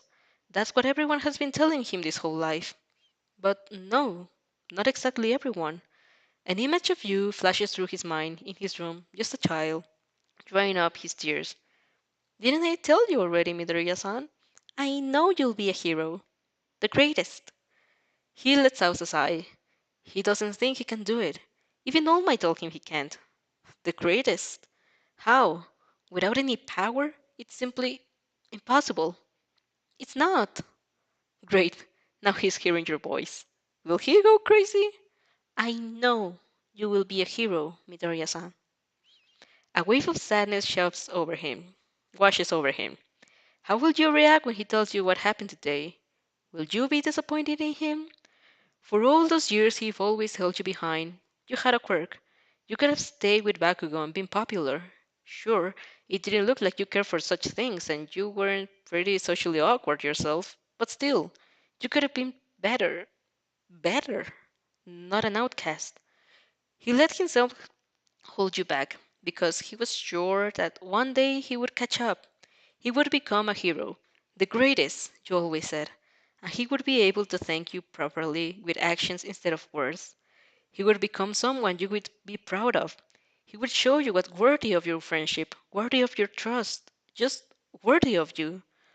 But he doesn't think he can anymore. At least he won't hold you back for long. You will pass the exam for UA. He knows you will, and you will be free then. He'd love to stay friends, but he doubts you'll have the time, or the wish, maybe, after spending your days with actual heroes with actual powers. And talking about heroes, there are many over there.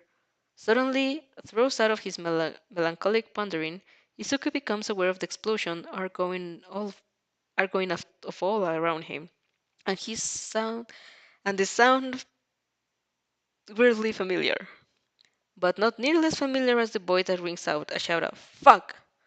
Izuku blinks. He's completely befounded. He sure recognized the voice. It's the voice he's heard the most, except his mother. But he's never heard he's never heard her shout, and he's almost never heard her swear. Now she's doing both. His legs are moving before he can control them. It's as if he lies over the pavement, and in a moment he's at the entrance of the alley, just lit by a crowd, staring like everyone else at the scene playing out at a few feet of distance. A slime monster. Familiar. Very familiar. It's the same one. It's trying to suck in a young boy, just like him, who is defending himself much better. His hands periodically get free by the slime, leading on a string of defeating explosions. His spikily blonde hair is a good blood servant cold. It's Kachan. Kachan got taken by the monster because he made All Might drop the bottle. But wait, is he getting out? For a second, Izuku feels a spark of admiration for his childhood friend, an admiration which have never really died out. It looks as if Bakugo is managing to extract himself from the bill and a leg, two legs, a torso is getting out, and it's not his.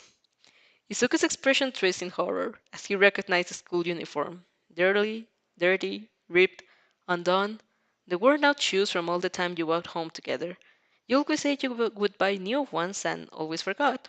The charm bracelet your wrist he bought for your 13th birthday.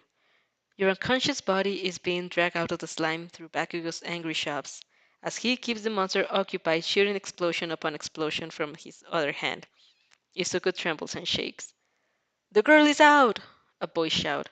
Someone has to rescue her before she gets taken again. Nobody has the right quirk. Another one replies. The boy won't resist much longer. Someone else yells. For a second, Izuku's eyes can see everything. He takes in the very flash of emotions in Bakugo's face as he's helplessly drawing back into the slime. Every shade of color in your orbs as you flutter them open, coming back in your senses. And well, we all know what happens next, don't we? Izuku's legs move on their own.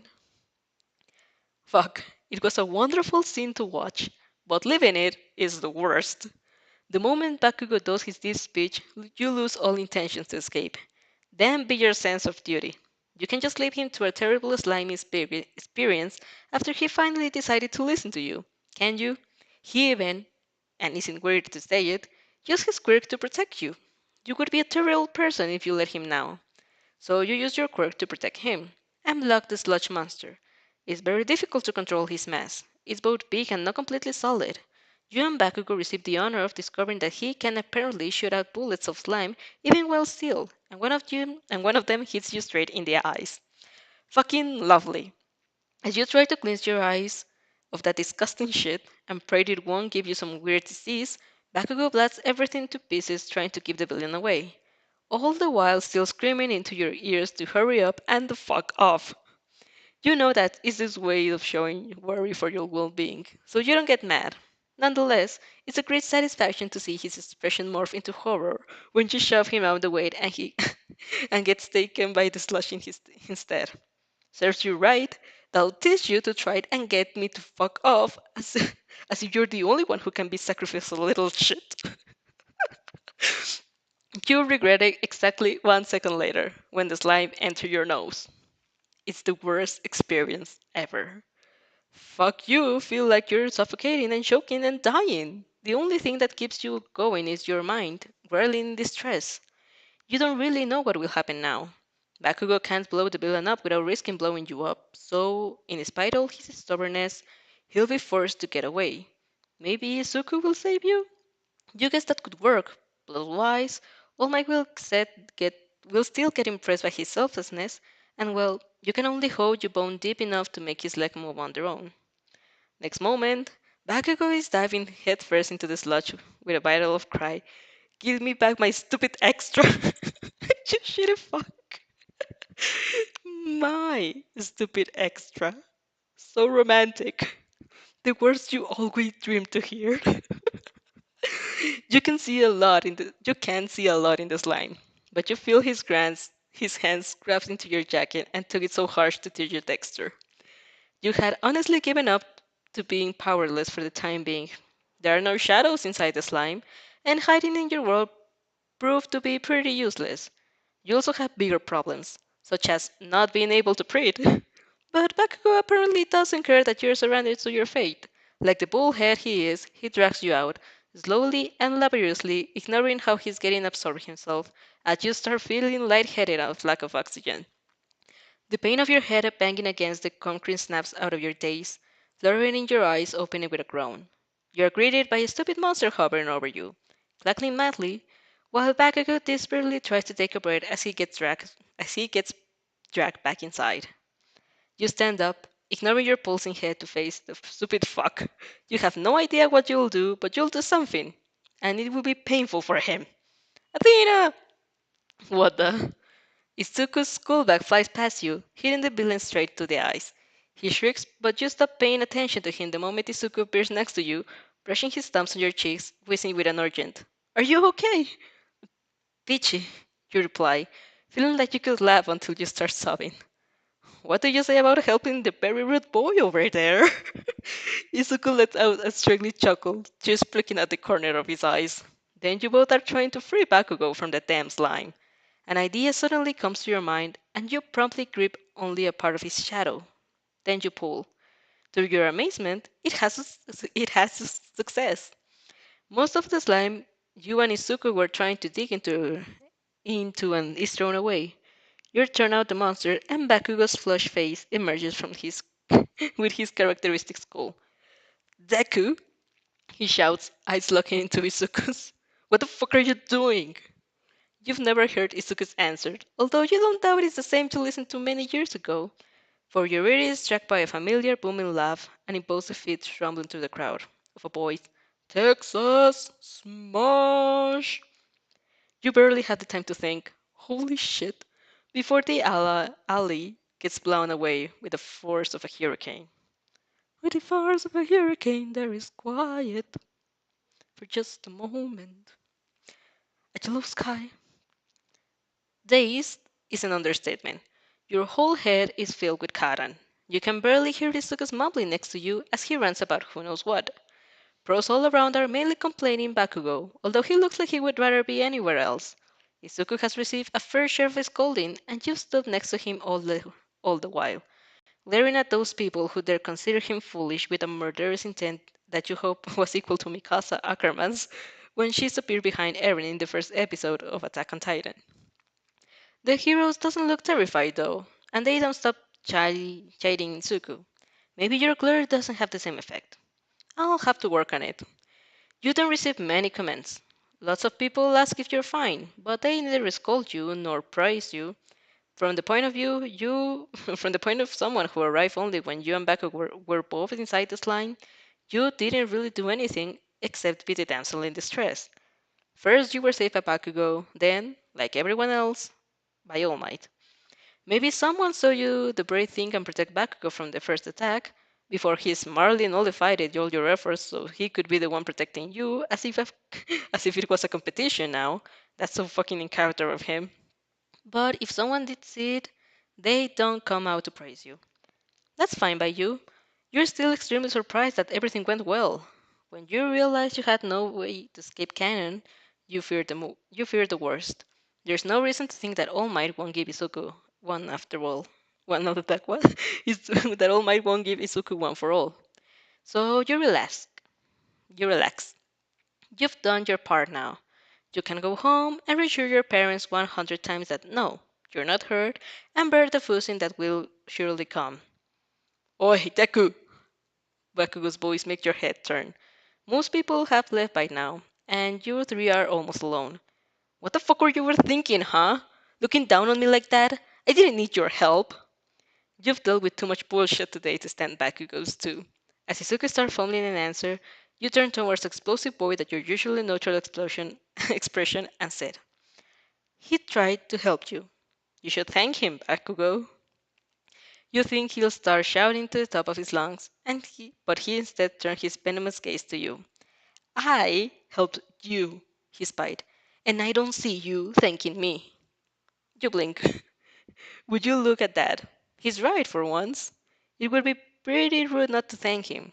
You even thank overall one time one time he saved you. Politeness is more important than than any difference in moral of beliefs. You're right. You swung you softly bowing. Thank you, Bakugo. I appreciate your shut up, he scoffs. I don't want your stupid fake gratitude. You raise your head, bewildered. Why is he still complaining? Is there truly no way to please him? It's not fake. You take a step towards him, without bowing this time. You could have left or just worry about yourself, but you decided to use your quick to protect me instead. That only defended the villain. You hesitate, wondering whether the next sentence will overstep your boundaries, but in the end, you say it anyway. I'm proud of you, Bakugo-chan. It returned. It returned. And it's true. You're not naive enough to think that Bakugo turned over a new leaf. He's still the root boy. He'd always been. And you're more than certain he will do lots of things in the future he will make you mad. You will tell him when the time comes. You will tell him he's in the wrong, because he needs to hear it. But right now, you're proud. Proud that he's come such a long way compared to his canon persona, and he deserves to hear it too. Bakugo steals. The significance of that name isn't lost on him.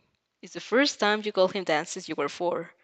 He opens his mouth, closes it, open it again, then brings his hand to his face and growls something that sounds like "Ah!" as his cheeks burns crimson. Fuck you! He lastly yells. I hate that nickname, you stupid extra. You smile softly. Anything you say, Bakugo-chan. Oh, we're besties now. You don't walk back home with Izuku. The excuse you gave him as you sheepishly rub the back of your head is that you still haven't taken from school that thing you had forgotten.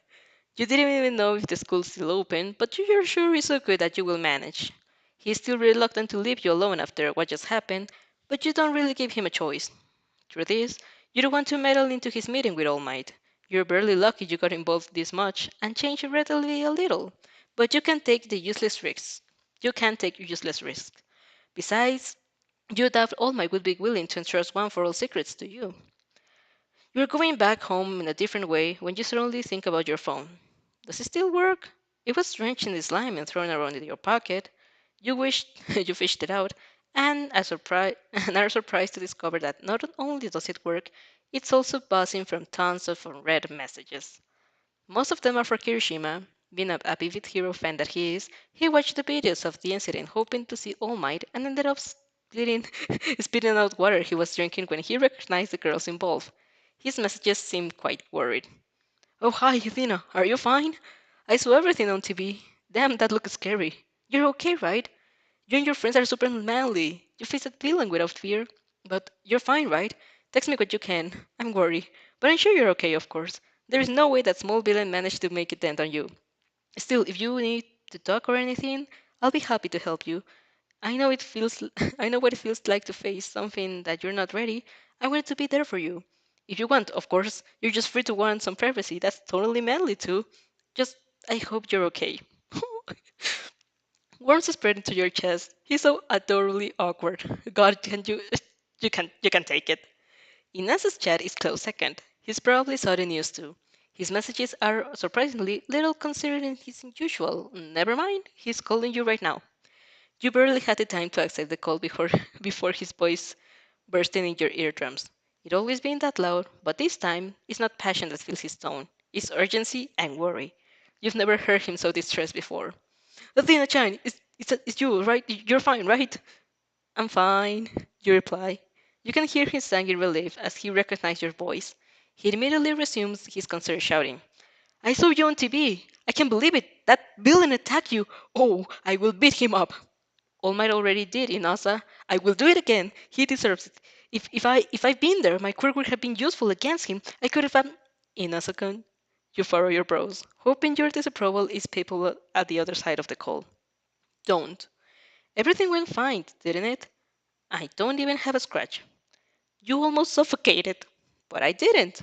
I'm found now. Really. You take a deep breath to steady your voice. Nasa does deserve some kind of comfort, doesn't he? Seeing his friend getting attacked on on national television must have been pretty traumatizing. I would have liked for you to be there, you admit quietly. It it was pretty scary. A bit, maybe, and your lips open in an amused smile. I'm sure you would have beat him up with ease, Inasa-kun. I would, he agrees with passion. I would have never let you get hurt. Heroes protect each other, right? Right, you laugh, feeling touched at the memory of the first time he told you that. Heroes always protect each other. Always. There is a silence for a few seconds. For whatever reason, you feel refreshed. You take a deep breath of enjoying the crispy air. Your nose is almost completely free, and the constriction of your lungs just a fading memory. You hope you'll forget it soon enough. I, Inasa, Inasa's voice makes you perk up. Next time, I want to be there. Next time you're in danger, I'll be there. All right, Athena-chan? I promise you that. You stay silent. You can't help but think about the future. If you enter UA, you're going to be almost in constant danger. From the USJ to the school camp, even just a trip to the mall becomes deadly with with a league of villains breathing down your necks. Inasa won't be able to keep his promise, regardless of how much he believes it in that it will hurt him, that will hurt you both. But you know that anyway. Of course, Inasa-kun, we'll always protect each other. Hmm. Bakugo, passing by the side of a villain attack. That stupid extra got involved in a fight. Pathetic. Bakugo a second later squirting. Wait, that's my stupid extra. Okay. This was so amazing. But sadly, 10 months. Sadly, this is come to the part where we are leaving this. So we, 9, 10, 11, 12, 13. Oh, I actually got a pretty good amount of chapters. Okay, guys, so we are going to leave this right now. It has been a pleasure. I really enjoyed it. I really enjoyed this fanfic. Like, you have no idea how much. Well, maybe you can make an idea of how much I've been rambling and laughing while reading this. So, let us get the music back on. Doo-doo-doo-doo-doo. There we go. And again, thank you again for your support. If you want to be here with me reading this fanfic, remember to subscribe and I don't remember the word, and turn on the notifications of YouTube. Yeah, because I really don't know when I'm doing it again, the stream. Maybe tomorrow morning if everything goes well, or maybe not, maybe on Wednesday. I'm really not sure when it will happen again. So, as I've always said, you want to support the fanfic, I leave the link in the description below so you can do it in your own pace if you want to read it. What's that? Sorry, the song just got me off guard. So, anyways, then again, thank you for your support. We will see each other on the next time. And that's all for me. So, bye.